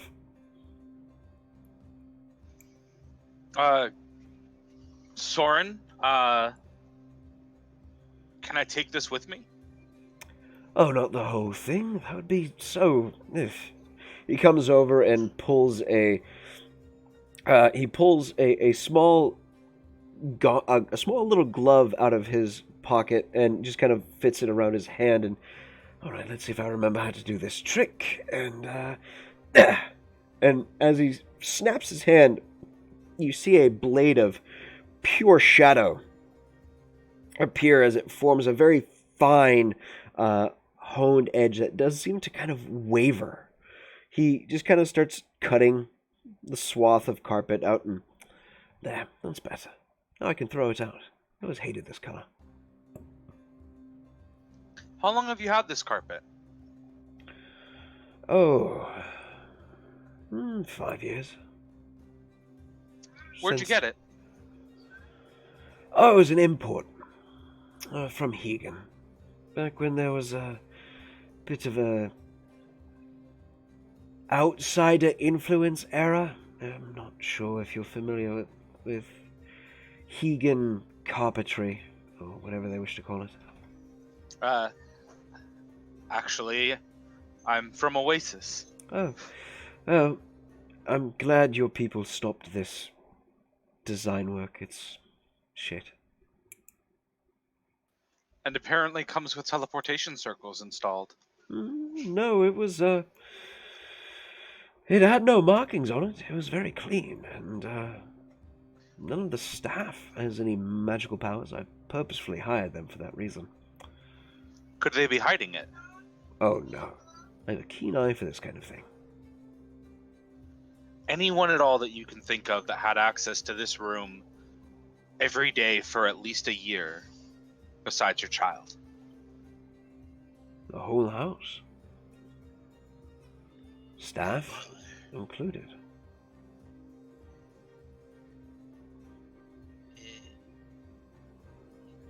Is there...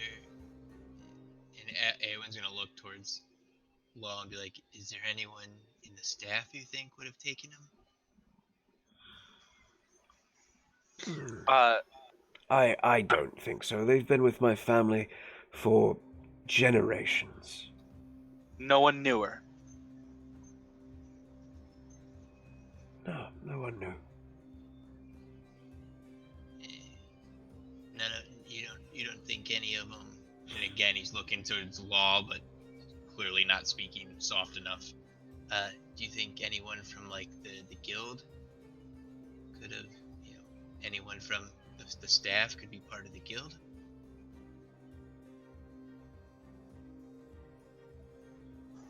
Who knows? Who knows how?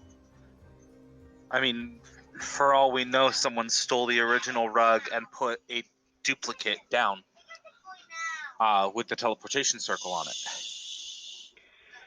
That's disgusting. Who would buy a duplicate of this?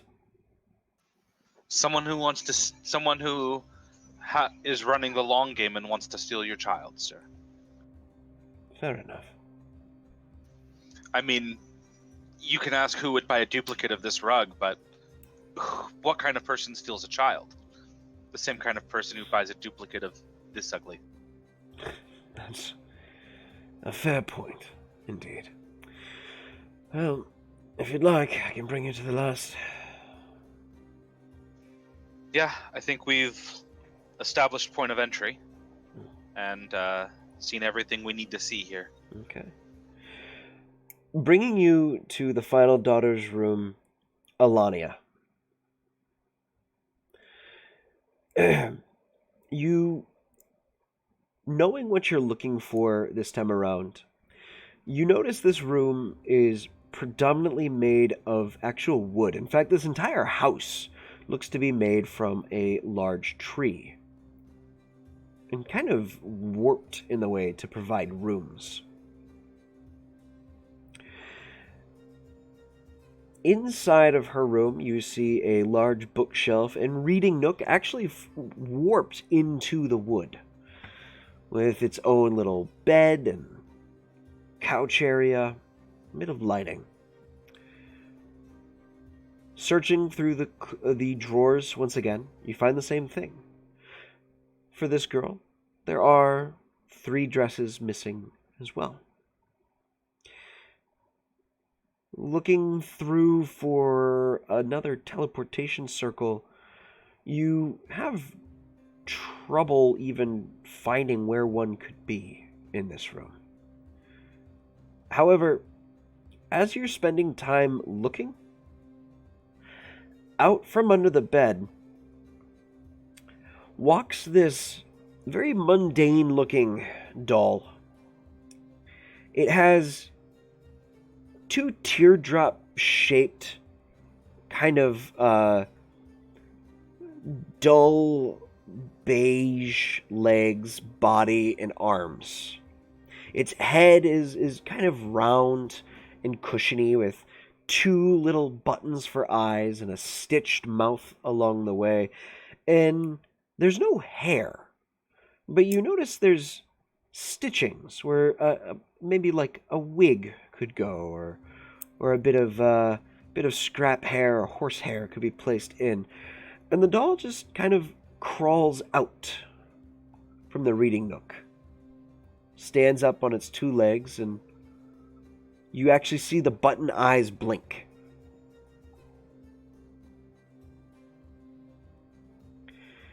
Awen, you hear, ah, that one's going to eat you. She's going to eat you.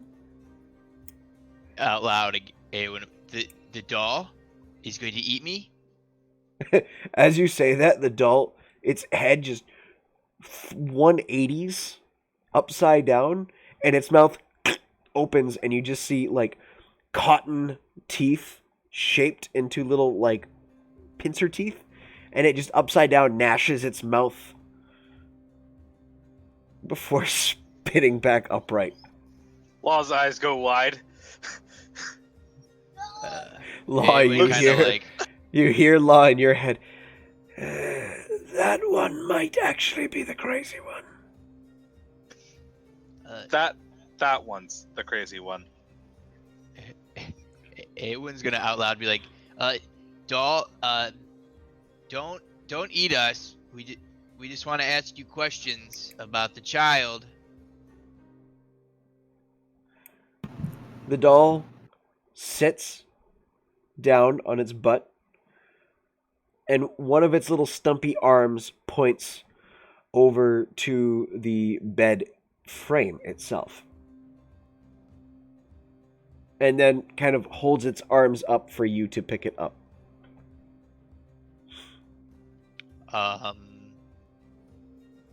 Awen's going to find something in the room to kind of like pick it up with.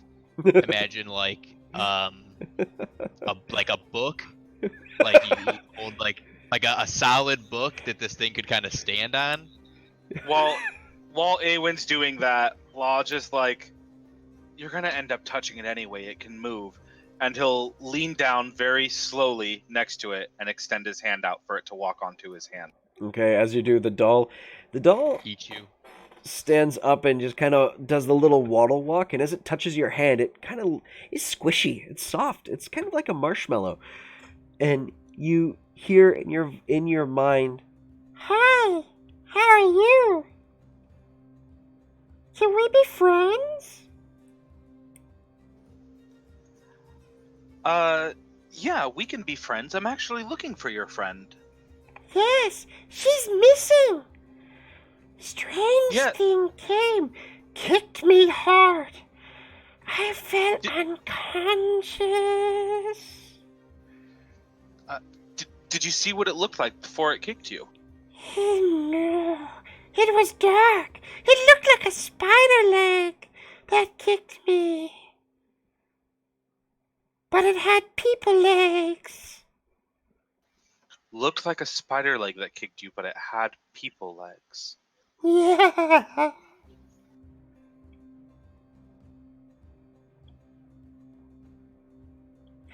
It came in from underneath the bed. underneath the bed. Yeah. Law is speaking out loud this time.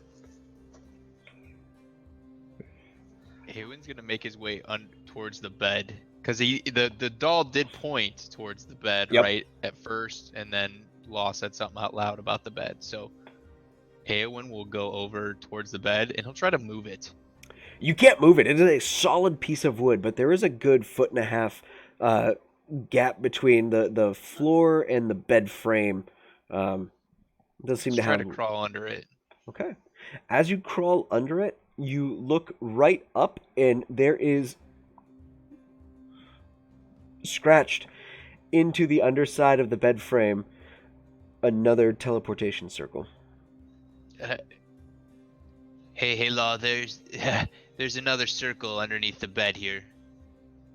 All three of you, I'm sorry, both of you hear all three voices. Law, you hear two. Awen, you hear one. They just go, "That's fucked."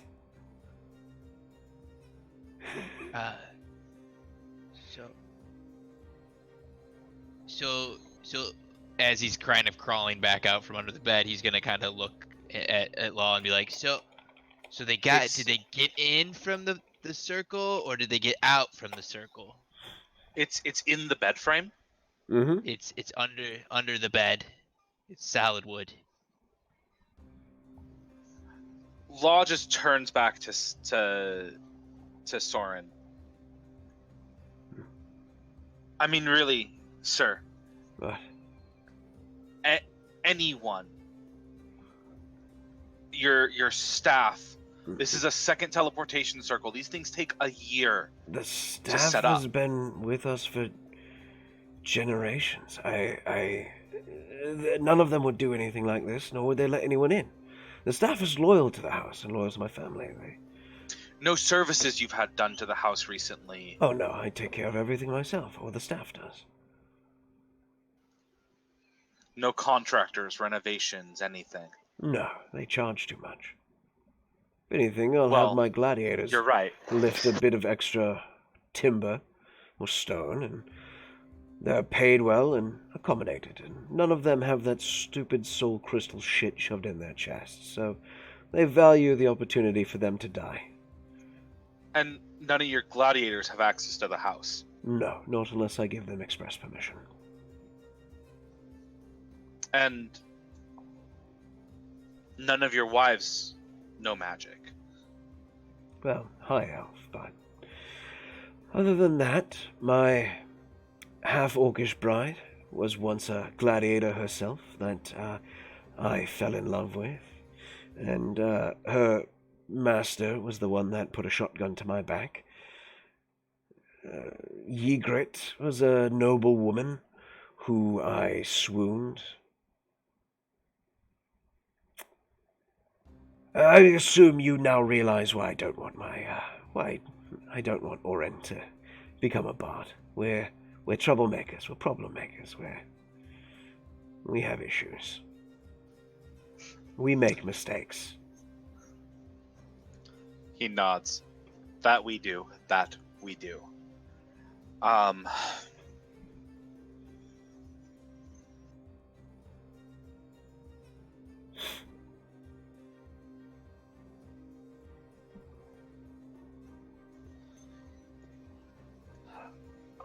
I hope you don't mind, but I'm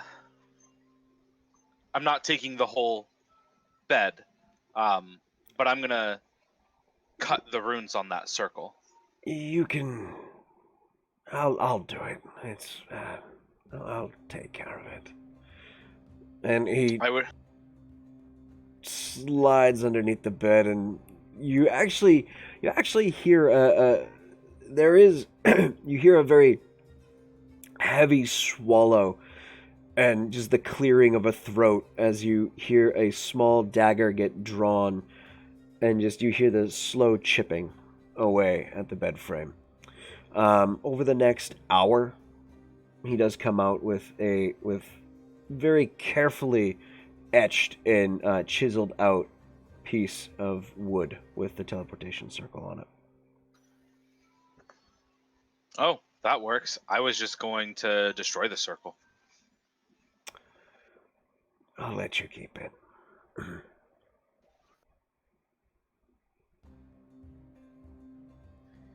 So, Law will take it and add it to the rest of his pack of goodies from this little adventure. You hear from the doll. That one's nasty. I don't like that magic. so did we figure out that they came in through the teleportation and took the children? The doll said it came out from under the bed, which means it Oh, came in man. through the teleportation circle, Th- which then means did- that circle was here before the kidnapping. This has been planned for a long time. And then did they go out through the same circle? I would assume so. There's no sign of any other exit. Could the thing take another creature through the circle with it? You can bring multiple creatures through a teleportation circle with you.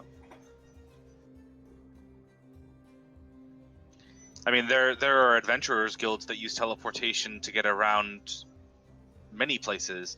It'd be troublesome to have to send each adventurer one by one.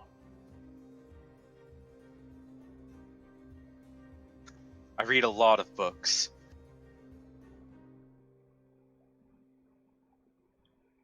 I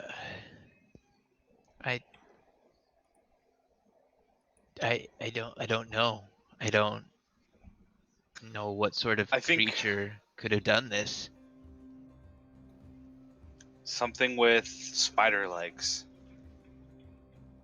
Spider legs. Any knowledges of creatures with spider legs? Spiders. I was Minus actually a just spider. Minus a spider. I was just getting ready to ask the same thing. Like humanoid creatures with spider-like legs that would be able to make claw marks like what we've seen.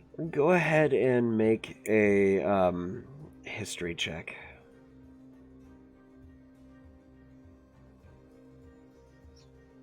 22 from Law. History.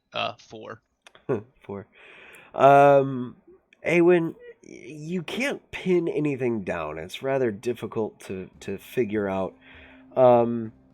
Law, you as well have trouble really figuring out what the hell this could be. You've heard ancient tales of spiderkin before, but those were all just stories. It was too far out there for there to be any bearing to those stories. It's just something that you tell a kid to give him a nightmare and to make him behave. You remember the story being that there is a Spider-Man who will come and get you if you are bad in the middle of the night. Spider-Man. And will take you away, spin you in a web, and let his children devour you.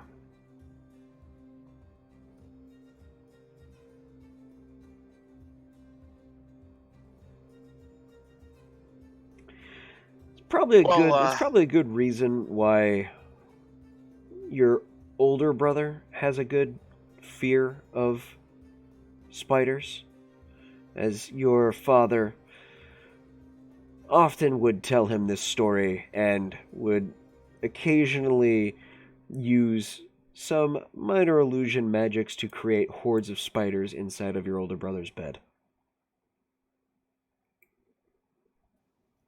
Just to keep him in line. Yeah, no, it couldn't be that. That's just a story.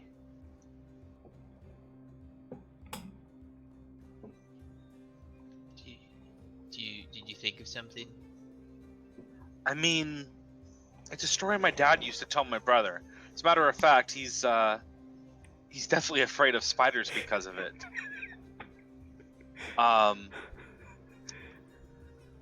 There's this Spider-Man, I guess, who comes and gets bad children in the middle of the night. But it's a story. It's something you tell children to scare them, to scare them into being good. Oh, yes. Yes, I'm familiar with the story. Yeah. It's just a tale. Unless someone made themselves that way. That would be really creepy. Come to think of it. If it's what they're trying to make themselves look like.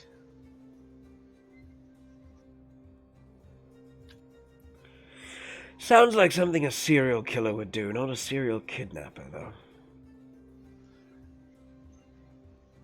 DM, the woman that they went to see, I don't remember her name off the top of my head because it's not in my notes. Cassandra. She was a drow as well, wasn't she? She was.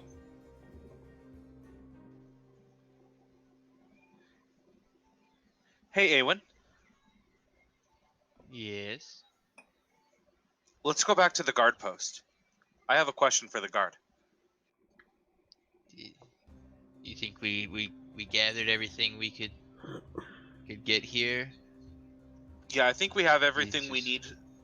If we need anything else, Soren, may we return? Please. You're more than welcome to. If you have any questions for me, Law flicks out a very decorative business card with his name on it. That's my contact information. Appreciate it. Thank you. He just looks at Awen. See, that's why you keep a phone, so you can give business cards. Yeah, I don't have any of those either. Yeah, we're gonna have to fix that. All right. Soren will lead you outside the home, bid you all a fine farewell, and hopes to see you all in better circumstances soon enough.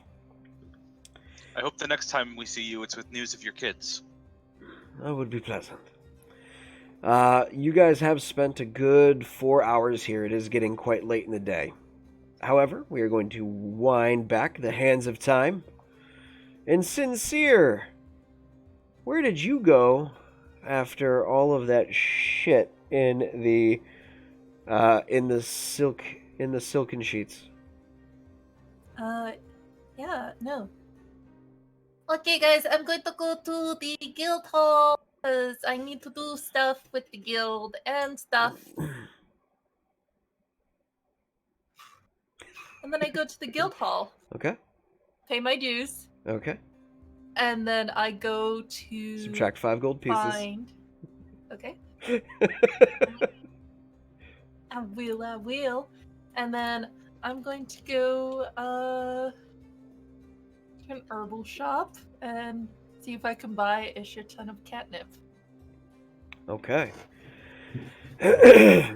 As you make your way over to one of the nicer herbal shops in the upper quarter, you see this very druidic-looking goblin sitting behind the counter. They wear these thick, heavy furs that kind of drape down around their feet. Their head bald and bald. I was gonna say an unhaired, and that yeah. They sit back and like all goblins, they have a very humanoid complexion and facial features. Minus the longer ears, kind of these broad set ears that actually kind of put an elf's ears to shame almost. This goblin in particular is a soft bluish green skin tone. And as you look around, you see there's all types of things growing here in this shop. And he gets up and, hello. How are you today? How can I help you? Good afternoon, Mr. Goblin friend. You can call me Short Weed, it's good. Short weed is good, yes. Shortweed? Yes. Okay. Because I have all these short weeds. And it just lifts its robes up, and you see around its feet it has planters around its feet that have weeds growing out of them. It's mostly crabgrass and dandelions. Ooh, dandelions are actually really good for you. You're a smart Yes, man. they are. I want to grow purple thistle, but it itches on my legs. I'm allergic to it, unfortunately. Oh, that's too bad. Maybe you should make it into a hat. Yes, I could wear a pot on my head. That is a very good idea. I like that idea. What can I get you then for giving me good ideas? I am looking for the most potent catnip that one can buy. Oh, you are looking to get the cats high. I like this. This is a good train of thought. Cats are more fun when they're a little tipsy. Yes, they are. All right. How much would you like? I can give it to you in poundage, ounces, grams, dried, powdered. How would you like it? Dime biggies. I mean, He I don't know, how much do you have? limps his way over, just due to the weight of the planters wrapped around his legs, and opens a curtain and pulls out a large drawer that is set underneath a blue light. And as he pulls it out, it's about 5 feet. It's about a 5-foot tray that's about 3.5 feet wide, filled of individual planters of catnip. I have quite a lot. Oh. Okay, how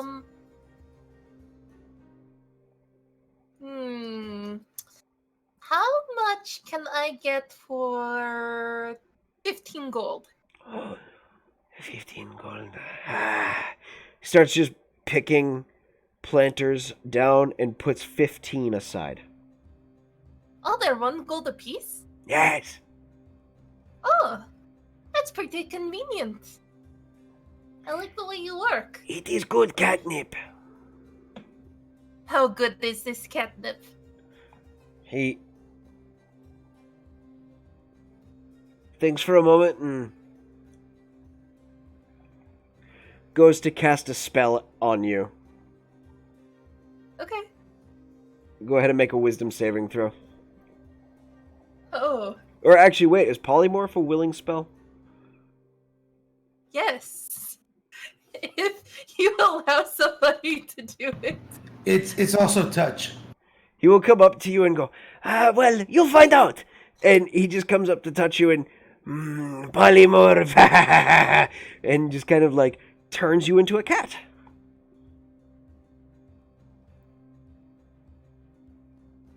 Okay, I stalk over to the catnip.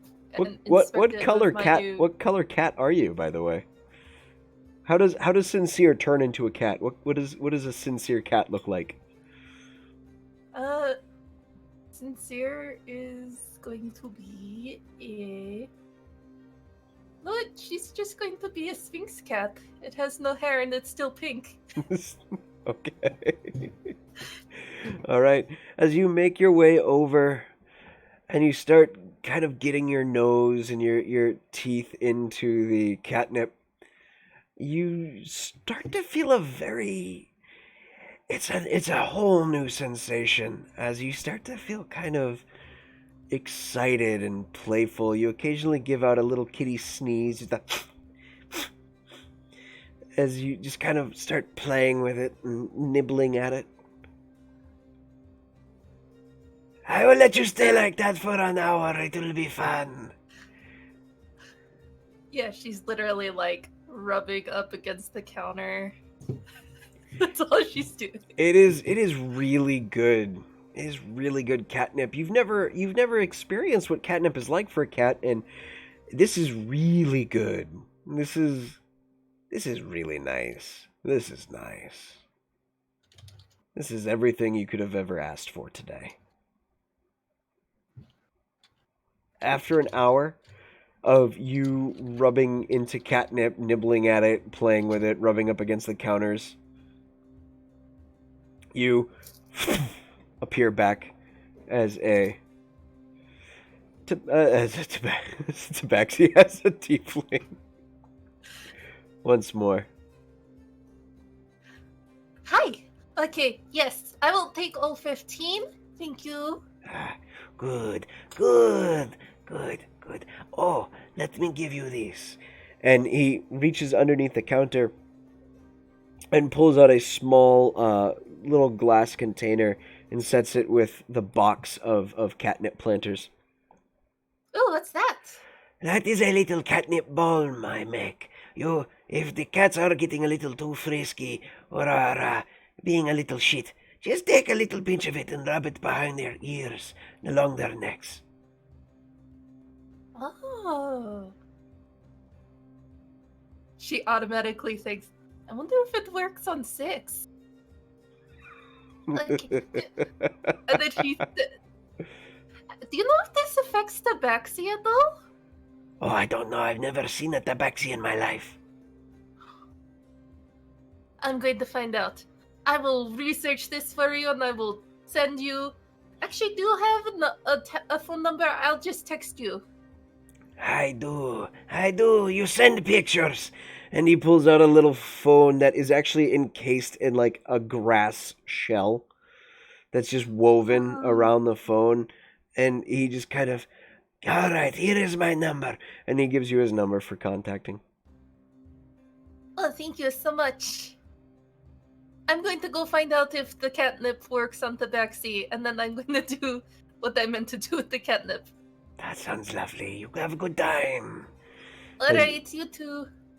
As you make your way back to the ship, Viamir, Six, and Fixer are already there by the time you get there.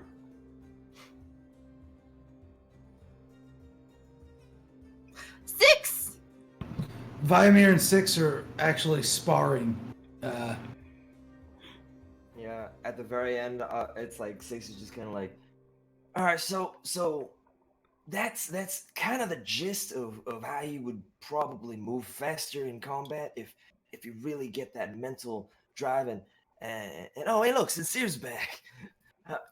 Well, where'd you go? Oh, I went to go pay my guild dues, and then I went and bought all these plants. What are these? Do I smell them already? You do. They are very potent. They are potent as fuck. Do I have to make any checks to see if I? Not at this distance. Not yet. I'm just like, you have plants. Yeah. I see you do have plants. What are the plans for? And I'm like kind of backing away a little bit. Just a little bit. You could see kind of like a little bit of trembling, like trying to move forward but backing away. What are the plans for? Okay, so you know how they said it was like this giant cat thing was bothering the outside the town, or there Plants were, like, don't lots of- belong in pots. They belong in the earth. I paid for these, and I plan on taking care of them. Yes, take care of them by putting them in the ground No. where they belong. They are in ground, see?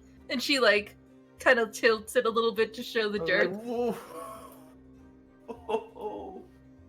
Six, give me that gun that you showed me how to use.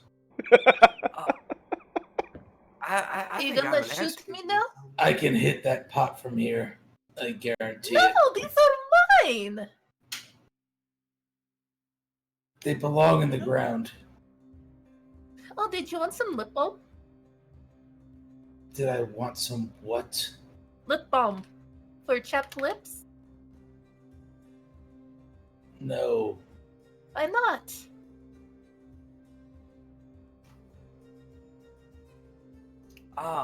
Yeah. Because if I needed something for chapped lips, I would With what? deal with it. There's certain toads in the wild that you can use. Oh, but this is all natural. It's all plant-based. Yeah, and so is the toad in the wild. Yeah, but what if you... Not take whatever chemicals sorcery you use. I didn't make this. It was made by a druid. Yeah. No druid would put that in a pot. Sin, how many of those potted plants do you have? I have 15. You mind sparing me one or two? I'm definitely gonna make sure that they get into the earth. The Target ground. practice, good idea. Yeah. Target practice. Can I, something like that.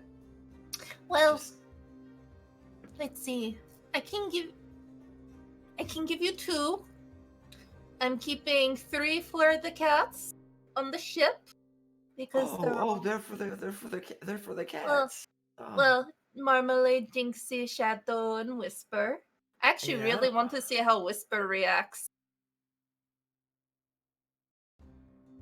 That's Do you actually want to come find Whisper with me?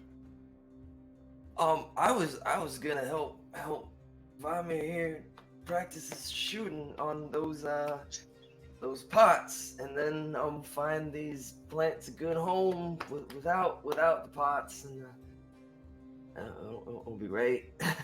Are you okay? It looks like you're kind of sweating. Oh no, it's just it smells really strong, you know? It's Yeah, I know. I was a cat for an hour. you were a cat for an hour. Yeah, I got polymorphed. Oh. And how was that? It was amazing. I want to be polymorphed again into a cat. Well, I mean, I don't think we could any of us could do that. But anyways, back to the pots. Can you? Here, Okay, yeah, sure. I can give you 2. Just give me a second. As I go to the hall, and I'm sure that somebody is walking by. One of the crew members. There are a few. Security is on the ship. Hello. Say, could you do me a favor really quick and just come and bring these to my room? Yes, ma'am. Yes, ma'am. I'll take care of that for you right now. And just grabs Thank I appreciate you trusting me, Miss Sincere. I appreciate that. Thank you so much. Let's see. And she reaches into her pouch. She's like, "Here's 9 silver for your trouble." Thank you very much, Miss Sincere. I appreciate it. If you ever need any more help or any other things done for you, you let me know. You come find old Seamus, and I'll take care of you. Okay, that sounds wonderful. Thank you so much again. And as he does that, I am going to... also, I take 2 of the plants out, but I am also taking out the balm. And, I'm going to try to make it look like I'm fumbling around with stuff as that's happening with my back turned, and I'm going to cast Mage Hand and cover the Mage Hand in balm. Okay. Before putting the balm away. Okay. Are you trying to be sneaky about it? Oh no. Yes. Make a sleight of hand check. Oh boy. Versus 6's perception check. I don't even know what his perception. It's okay. It's not high, but it's okay. Let's see.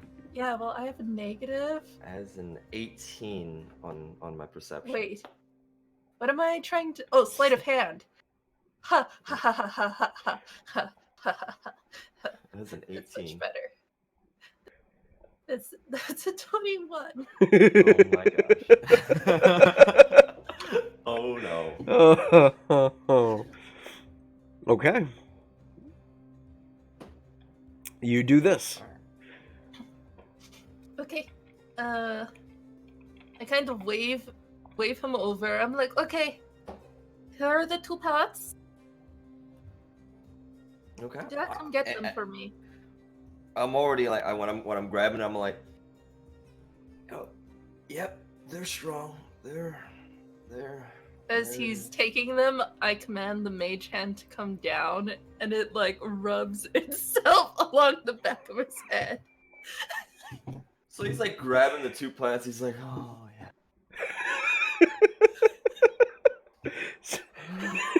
Six. And then I dispelled mage hand. I'm out.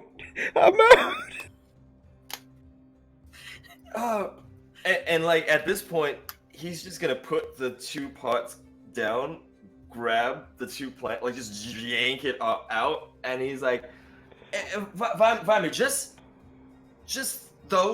with those guns that I told you about, and point at them, you could shoot. I gotta get out of here. And he just books it back to his room, and you could just hear him. Oh God. The He's like, entire "Sleep." back of your neck is now like this nice tingling, like, oh, it's numb. Your neck hasn't felt this flexible in a long time. Oh, yeah. As you're just holding catnip by the roots, practically. It just like books it.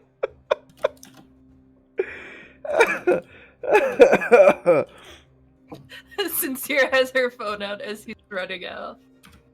Oh. Yep. She starts sending it. His reaction was very good. You should sell catnip to tabaxis. That is a good market. Does Sincere have any pots in her hands still? They said. No, her pots were taken. You have the 2 pots in front of you. I'll grab 2 pistols and shoot at him. Okay. Are they pistols you are proficient with? Pots down on the ground. No, I'm not proficient with Okay. pistols. Dex mod to hit, yeah? Yep, flat decks. 15 and 14. Both hit. The rubber shot that you fire out with as you dual wield impacts into the pots and shatters both of them with ease. Vymir drops the pistols and takes a deep breath, just like Six taught him. Okay. Anything else? Or just taking a deep breath and that's it? That's what he taught him. Told him to breathe. Breathe! Okay. He hit both of his marks. He doesn't need the pistols anymore. He's clearly an expert. This is true. Okay. So, have you met Terrence yet?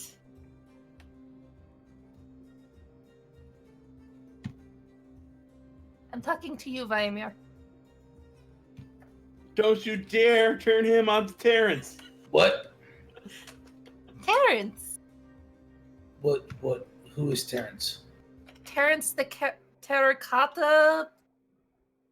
What? It's Fixer's plant that he has downstairs in the engine room. I've never been there. Why not? Why would I go to the engine room? Well, he's got the potted plant. Allegedly. No, I You just- definitely have seen it. Yeah, but I also just watch you walk in with 15 potted plants. Vymir that's the flashes. He goes for 15. So 20. I approve. 15? I don't know what this means. Like 10? Roman numerals. Excuse me. That's all right. I don't know what kind of Anyways, sexual act you're trying to insinuate there.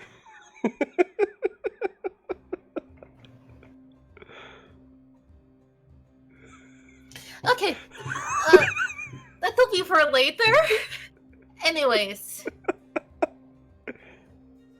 I'm going to go find out where my favorite little magic cat Whisper is. You do that, I'm gonna plant these. And Vimir walks up and clumps up the dirt in the shattered vases and picks them up ever so gently.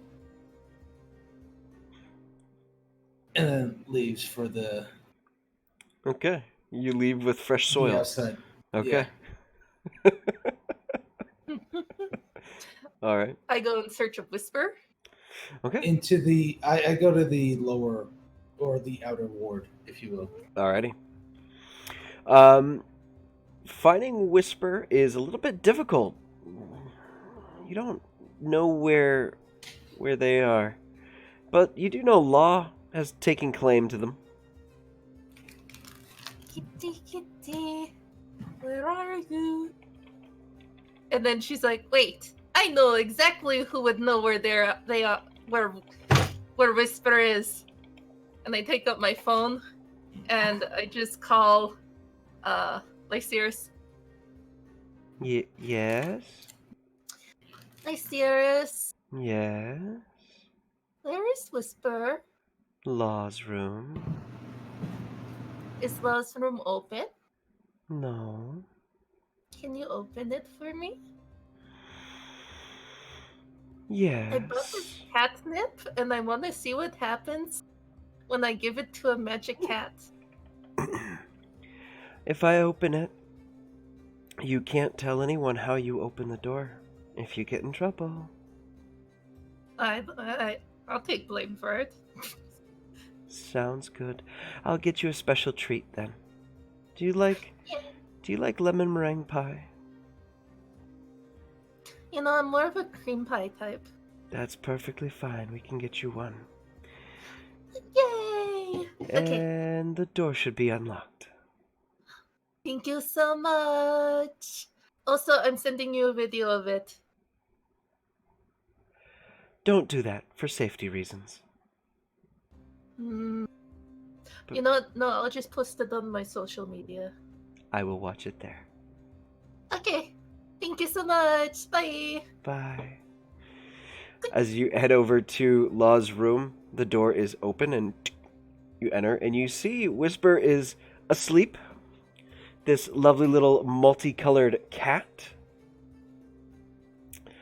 I actually have to go back in time for my notes because this has been a long time ago. For those of you who don't know, the crew got a bunch of cats. Like session 2 or 3, I think. A little bit later, it was like my first episode back, so probably like closer to 6 or 7. Yeah, okay, so episode 6 or 7. Yeah, we got them in Corsair when we got the ship in its original incarnation. Excellent.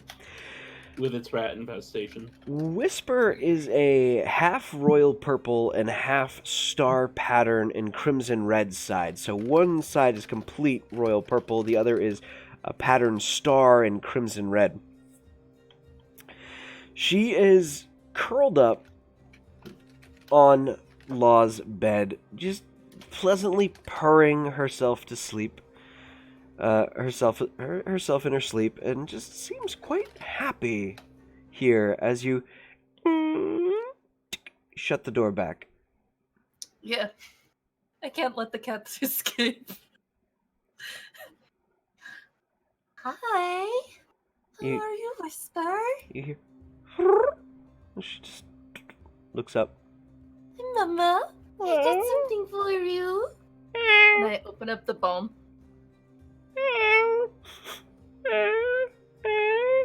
And just You very, like that? very curiously, just dabs a paw into it, and you watch as she dabs the paw, just.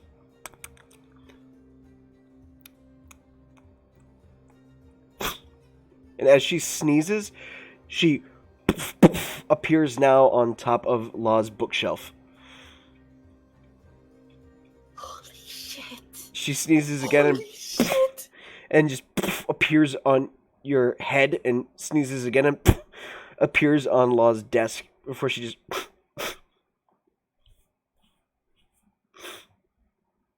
I take out a big glop of it and I just like smear it across Law's desk.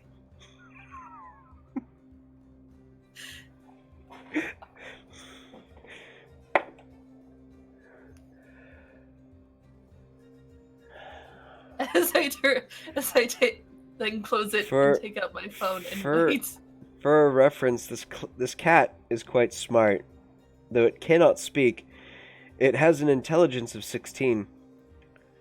It's smarter than me. And Smarter than Law. and a wisdom I'm still smarter than it. and a wisdom of and a wisdom of 16.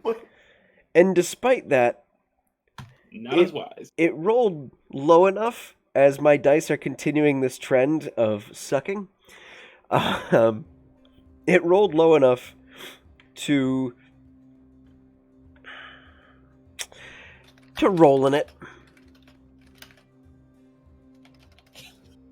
As it just starts sniffing it and just kind of and just starts digging into it and just starts kind of rolling and really massaging it into her body. Oh, you're so smart, Whisper. I knew you would like it. Hey, Law, I'm going to let you do this one. Go ahead and roll a D100.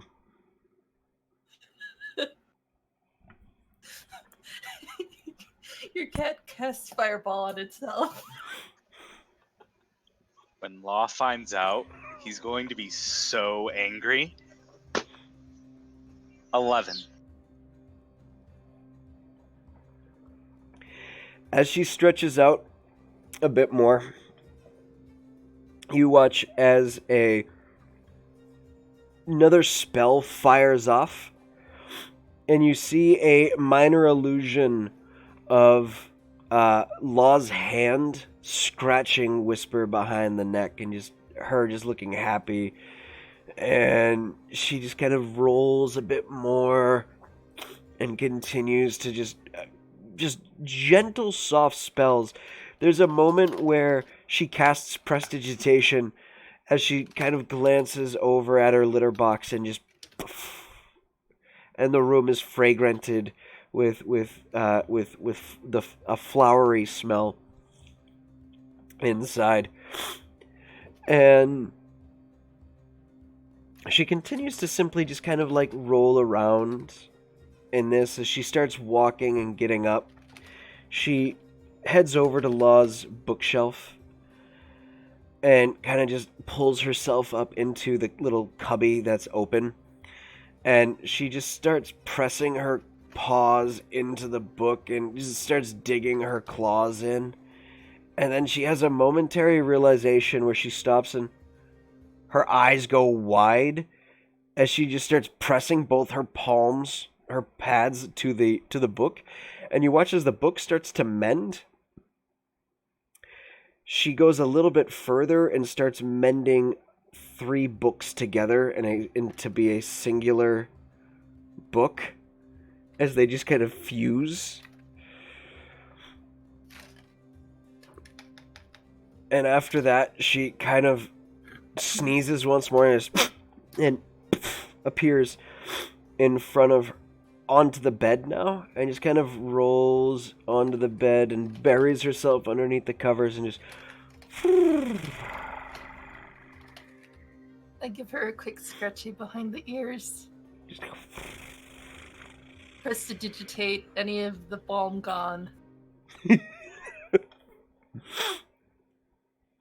And then I quietly leave the room. Are you and locking it behind you? Yeah. Okay. You lock it behind you.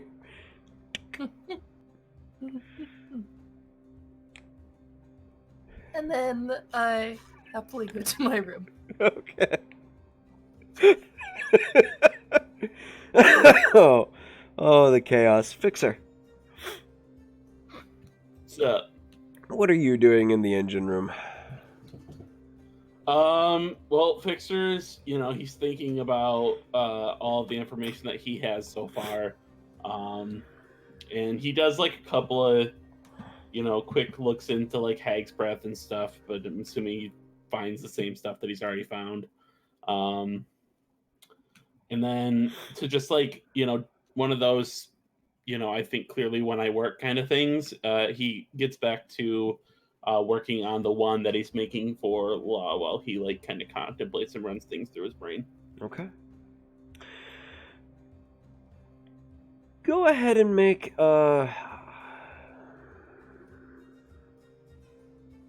Is there one particular thing that you're focusing on while you're working?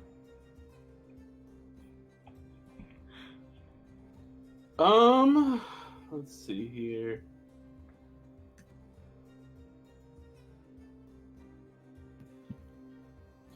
Mostly about like he found the powder, and if that's what's causing people to be asleep, how would that be delivered? Okay. Make a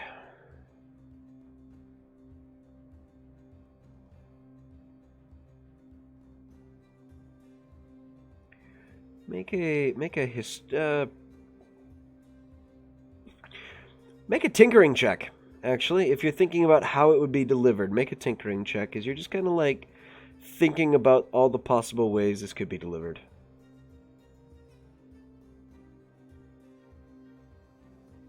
All right, so let's see here. That's a +10 because of my expertise in tools. So that is a total of 28. Fuck. Okay. Shit. Tools are fun for me. You think You're like me in persuasion. you think for a while, and as you're working and going about your day, you think it could have been sprinkled over them, but the pattern doesn't match. It could have been thrown in their face as if someone took a hacky sack and whipped it in their face. But that would obviously leave some type of wound, maybe a broken nose that would leave some blood behind. You think it could have been blown in their face? It's possible. However, you think that possibly with the way that it's distributed in a ring around the person, it seems more like, and again, the ring is perfect. It doesn't actually leave any falling away. It's as if all the powder had fallen on the person and just left this outer ring. It's as if someone rained the powder down on them to really coat them in it, really causing them to actually breathe it in. So it could be something that someone has a jar or vial filled with it and is using a strainer to kind of do this delicate sprinkling. As you're thinking about that wouldn't be possible. That takes too long. Maybe it's something natural.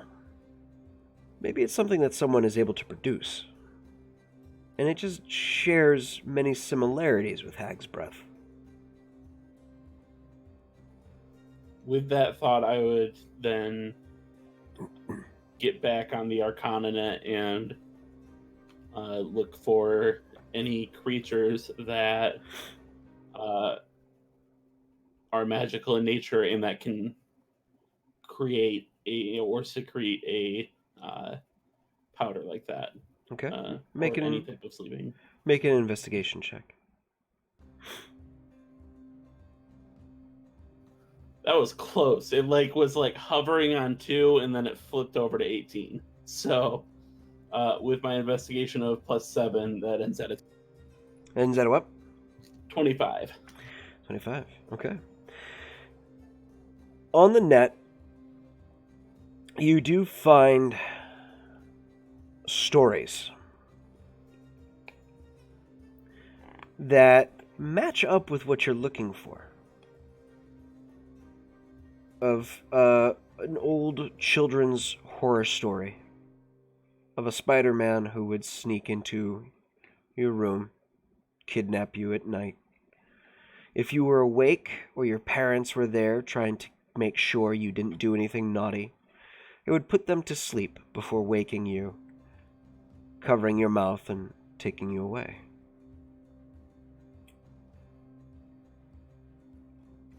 And the way that it's described that it would spread this powder is it would crawl down the wall, hang over the parent, and it would shake its body and secrete this powder that would fall like snow, covering an individual and knocking them unconscious.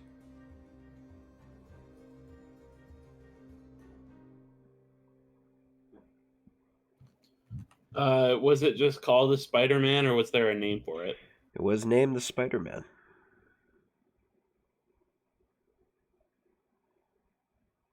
There are pictures of it.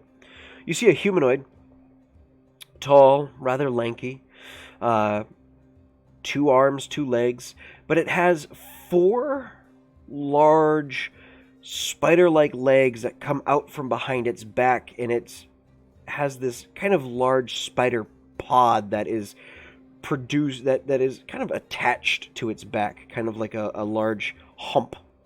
And these 4 legs are single clawed, sharp, rather sharp looking.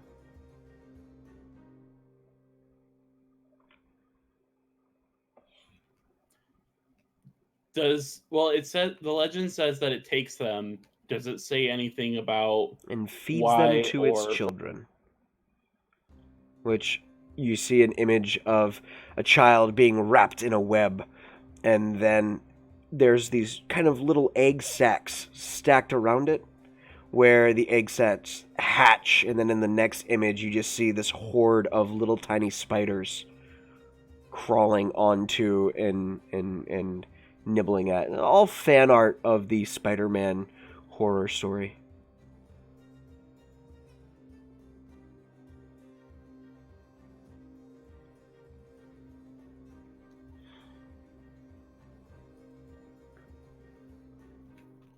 Man, let's see.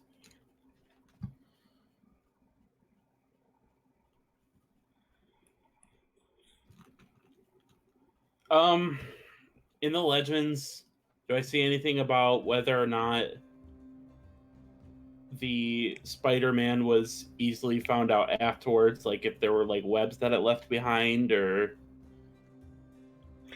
In the lore, it leaves no trace. In the story, it slips in unnoticed, unheard, like a spider. Takes and eats and feeds and leaves. No one is the wiser. and this is straight up our version of fairy tales, not it's a magic world and there are actually these beings. No, that this people is this know is this exist. is this is a fairy tale. As far as the wider world is concerned, this is just a fairy tale that has made its way. It has different versions for each country. Soul Noon's version of it is it's kind of like a it's kind of like a centaur but with a spider body that comes in and takes you. Bearing the marks of the gods, as it's a holy figure that comes and takes evil children away. So there's all different types of lore for this creature. The most But common like one, all though. of them come back to spiders. Yep.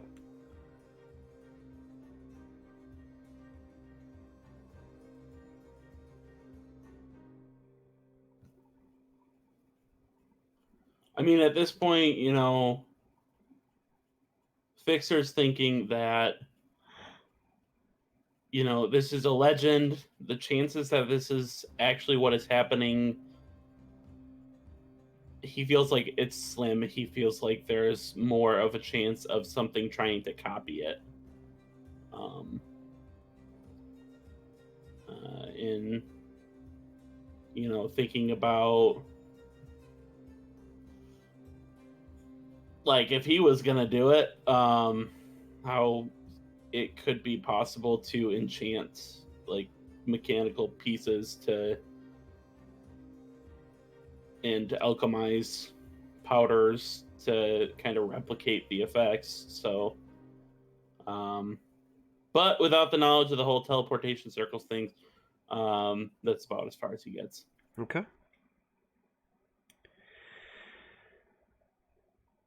Viamir, you make your way to the outer quarter. What are you planning to do with the...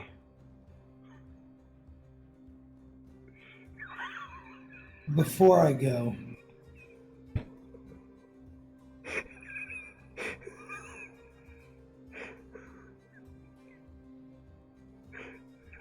that's fair enough. That's fair enough.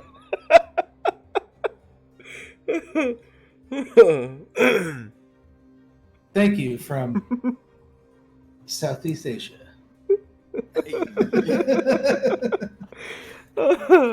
Spider-Man, Far From Home. Not sponsoring this at all, however.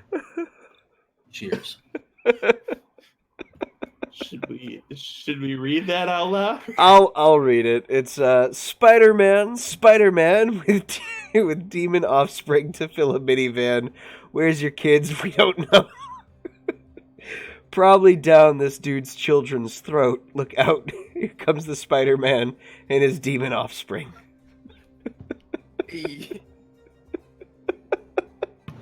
Oh, thank you, Six. That is fantastic.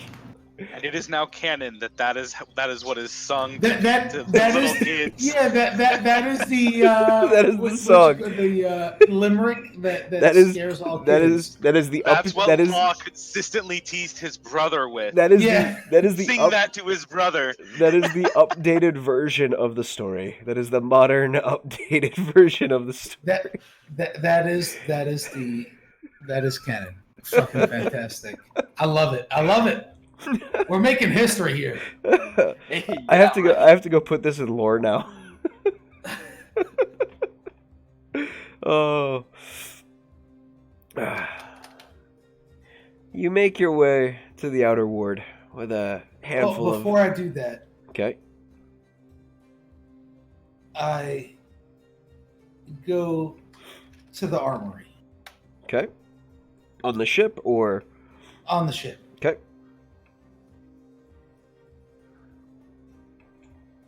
I grab a handful of light pistols, some ammunition.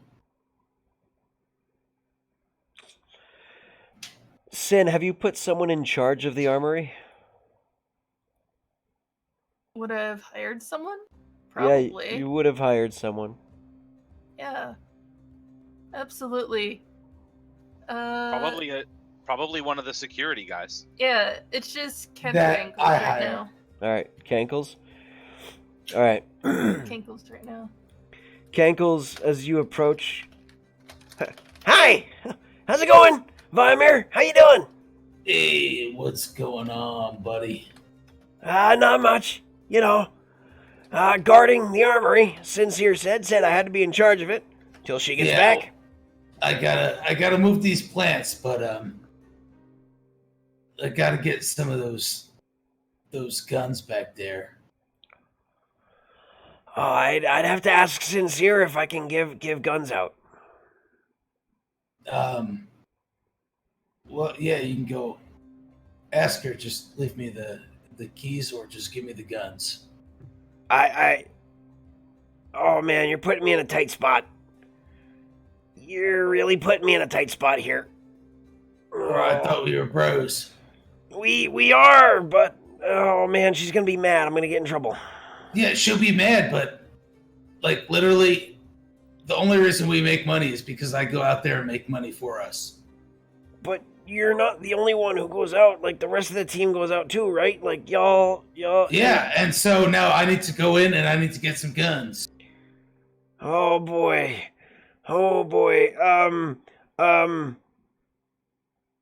Can you fill this form out? Yeah. Requisition form out and just sign here. Is it in common? It is in common. Okay. He points He to where reads you it need over to very sign. slowly, not because he's looking for details, just he reads it over very slowly. Over the course of 15 minutes, you finally finish the requisition order, reading over it. Okay, so I read it. Yeah, sign here, and here in triplicate. Vimir spits on his hand and slaps a fist at him. Okay, hold on. Here's a pen. You have to. Do you not know how to write? Vimir spits on the pen and slaps that down. No. Okay, here, hold it in your hand like this, and then we'll just do an X, and we'll just so on this line, He just X's the entire fucking form. Okay, he puts that down, pulls out a clean form, sets it up. Okay, I'm gonna hold your hand. I'm gonna guide you, so you know how to do this next time. Don't. What do you mean? I'm going to help you so you don't destroy another form. What do you mean destroy it? If I wanted to destroy it, I could destroy it. Right, but what you just did is technically destroying a form. Here, just like, he takes your hand and he just starts X. There, and just do that really small and carefully. On this line, and here in triplicate. Vimir X's, and then when he's done with all the X's, quickly spits on it. Oh, come on, man. That is proof. Nobody can disprove that.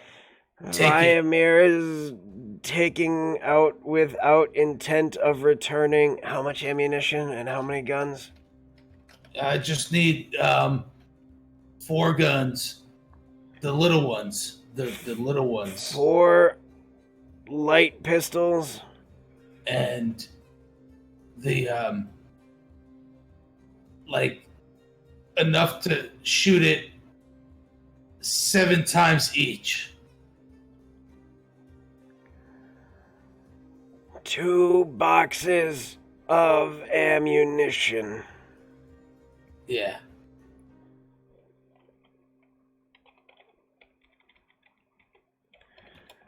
Okay. Are they coming back? Yes. Okay.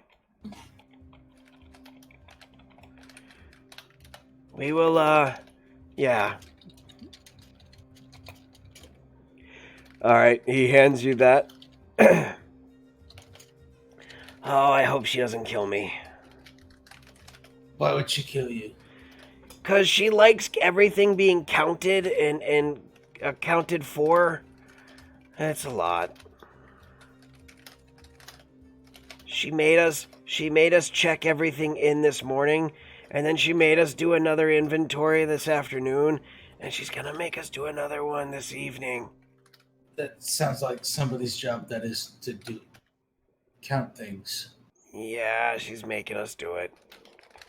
Have you considered putting somebody else on it while you run the actual security of the ship? Well, I thought this was the most important thing to do, so I came here to do security.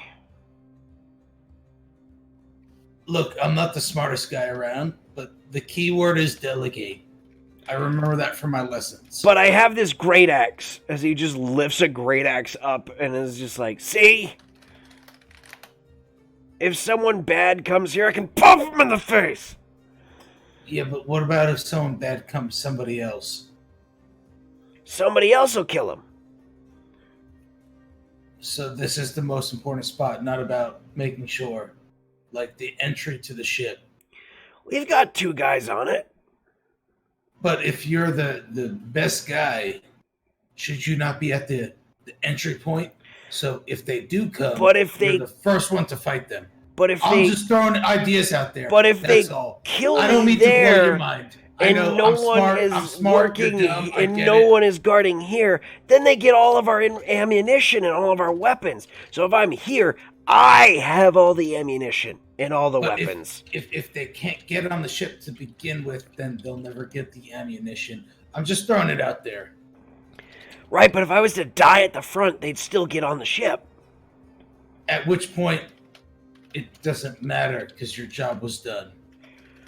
But if I'm here, I get to shoot them Did with all Vimir the just stuff meet somebody here. he's actually smarter than, or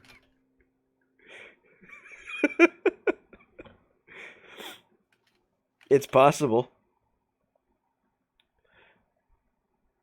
look? Don't worry about Sincere. I talked to her about this. I am very worried about her. Well, look, if she complains, tell her to come talk to me. Look, tell her to come talk to me, and then it's not your problem.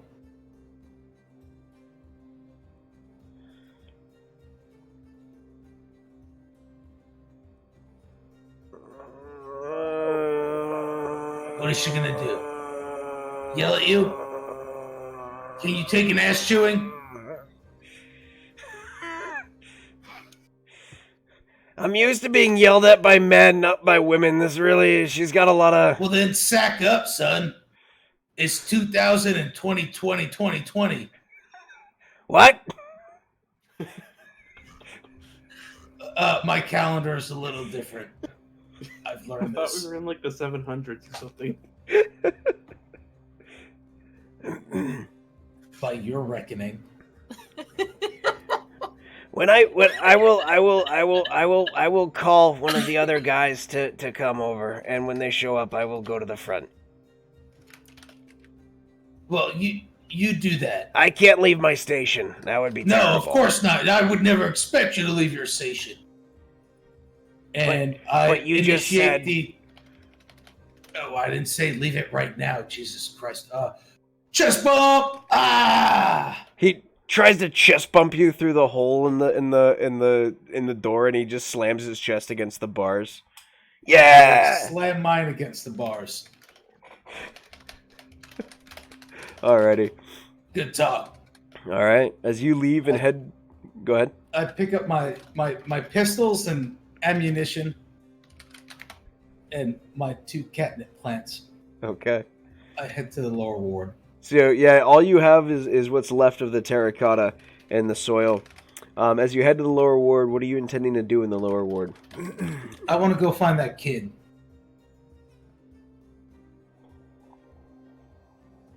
Oh fuck! I lost that die. Of course, I'm gonna arm the little kids. Okay. It's easy enough. You find the kids are actually still in the same alleyway that they're in, and they're actually working on opening the hatch into the sewers.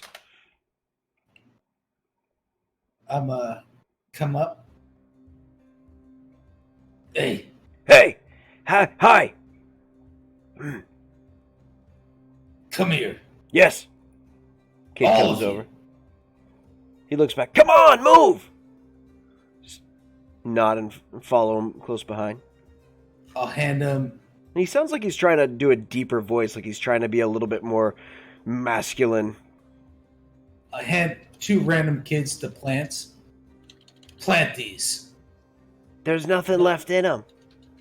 It's just dirt. Plant these. No, I took the plants. I took the plants, not the terracotta. I took the plants. Six took the catnip.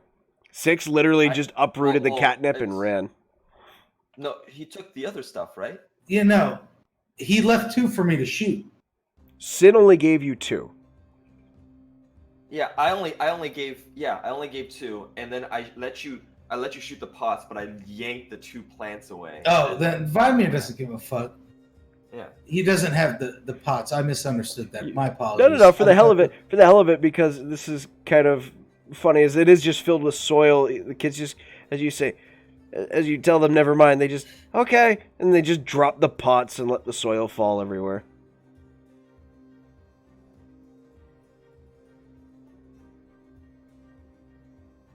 You guys, you need to kill these fucking rats.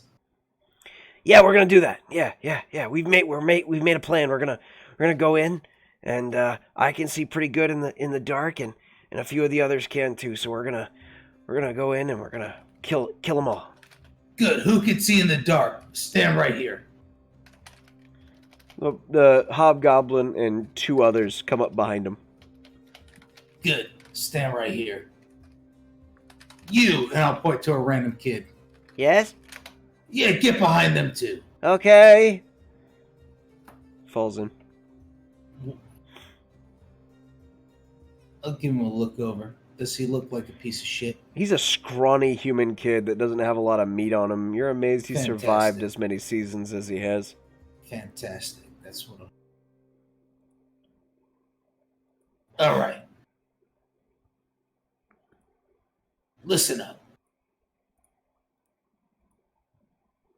You're gonna make it through this.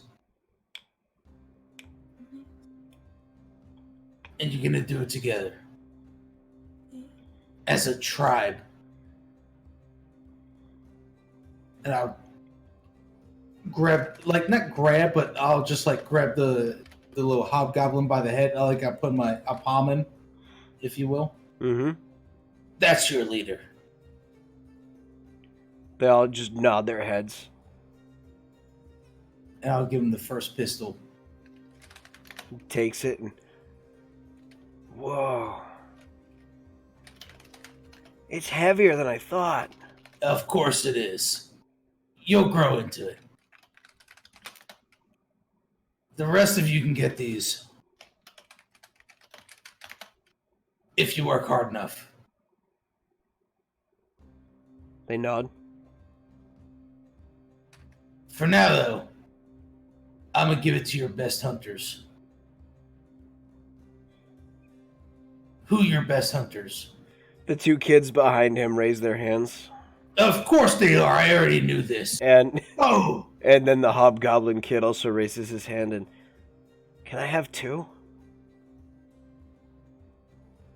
Are you that much better than them? Yes. Fuck yeah, you can. Okay. And here's the ammo. They just nod and... Thank you. Here's the boom things. Yeah, thank you for the bullets. Thank you. Every one of you, get the fuck out of here. Yes. And they run off and they... I'll just put my arm around the little hobgoblin kid.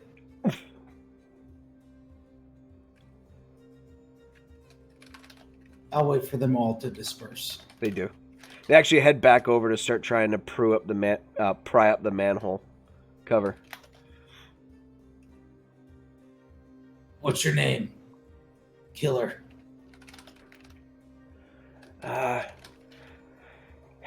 Reiner. Reiner. Oh, good name. How long you been here, Reiner? All 12 years of my life. I was born here. 12 years. That's good.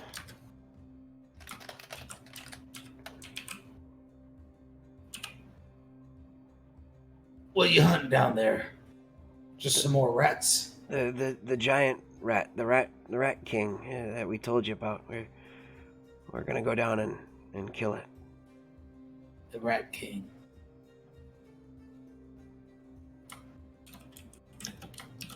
How big is this rat king? Just kind of makes the size, and you get the idea that it's like a giant rat.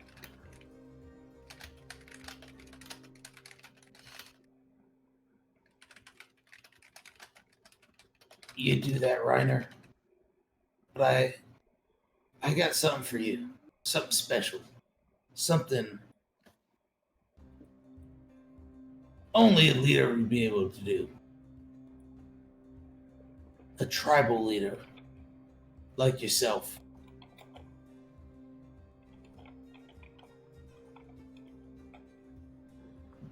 Okay.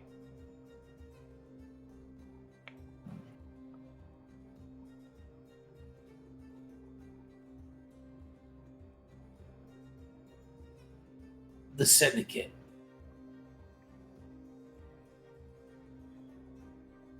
Yeah. What are they? They're the ones who run this town, regardless of what Lokias says as senator. They're the ones who run this town. They put fear in the eyes of the guards, and anytime one of their guys gets arrested, they just buy off the guards and the guy gets out. And Lokias is trying to change that with the support of people, and it's failing. They're powerful. They're a big gang. They're the biggest gang that's ever existed in the world. I think that yeah. Vimir just doesn't slap him on the chest, just like a pat, if you will.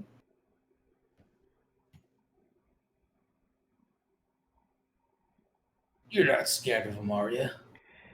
No. Actually, this would be a good way for me to prove that I could work for him. It's just really the only thing we have for job opportunities when we're just a bunch of urchin kids. Work for him? Yeah, they pay really well. If they've got a lot of they pay you well if you're a killer. So this will help me perfect that and become a killer for them.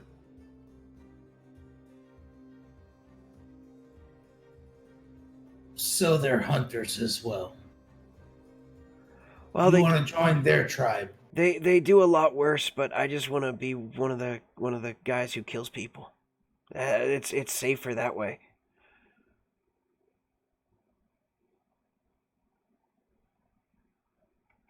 Well, Ryder, I'll tell you what. We're docked over there at the port. I got somebody that can show you how to use that. For real. And you could be a real warrior. Just like me. Just like him. You want to lead them? You want to join the syndicate? He's the man to teach you. Okay. Come ask for me at the Cloud Cutter. Okay. I'll do that after we kill the rats. I'll watch you kill the rats. I'll be there to make sure that you do it right. Vimir will walk over, prop open the sewer grate, and just hop on in. Okay, I have an idea then what we're doing for tomorrow for an RP adventure. Which will be the first... Oh man, I want to get some people in the community to play 4 of these kids. Oh, that'll be fun. That'll be fun. Okay, I have a nice RP adventure for the community this week, tomorrow. That'll be good. Nice. Okay. Dropping down there, Vimir, you will be gone for the next about 3 hours worth of time. Fair enough. During this time, 6, aside from being high and sleepy He's and a complete mess. His room is a complete mess. He's just been rolling around the entire time. You don't and the 2 plants gone. Ate both. Gone. So he's completely out of there. So for the next 3 hours, probably still in his room. just rolling around. Just having a great old time. Just having a great old time. Okay, fantastic. Well then, as time passes for everybody, I think that's where we're going to call the session tonight. And tomorrow night, we will have a special Azure Adventures session. Tomorrow night. And then tomorrow, if you're a member of the community, we'll be doing a little RP quest where I might ask a few people who are available to play one of these kids. That's being led by Viamir. So that'll be fun. Thank you all for joining us this evening. It has, as always, been an extreme pleasure. I hope you found yourselves enjoying tonight's episode as much as I did, and I think the group did as well. And I look forward to seeing you guys next week. Have a wonderful rest of your week, and I look forward to seeing you all tomorrow, and I look forward to next week's episode of Crimson Skies, where we dig deeper into the myth and lore and shit that's going on in the city of Doulahan. Mostly the shit. And hopefully Vimir makes it out of the sewers alive. I hope you guys do well tomorrow night. Have a wonderful rest of the night, everyone. We'll see you next Tuesday. Bye now.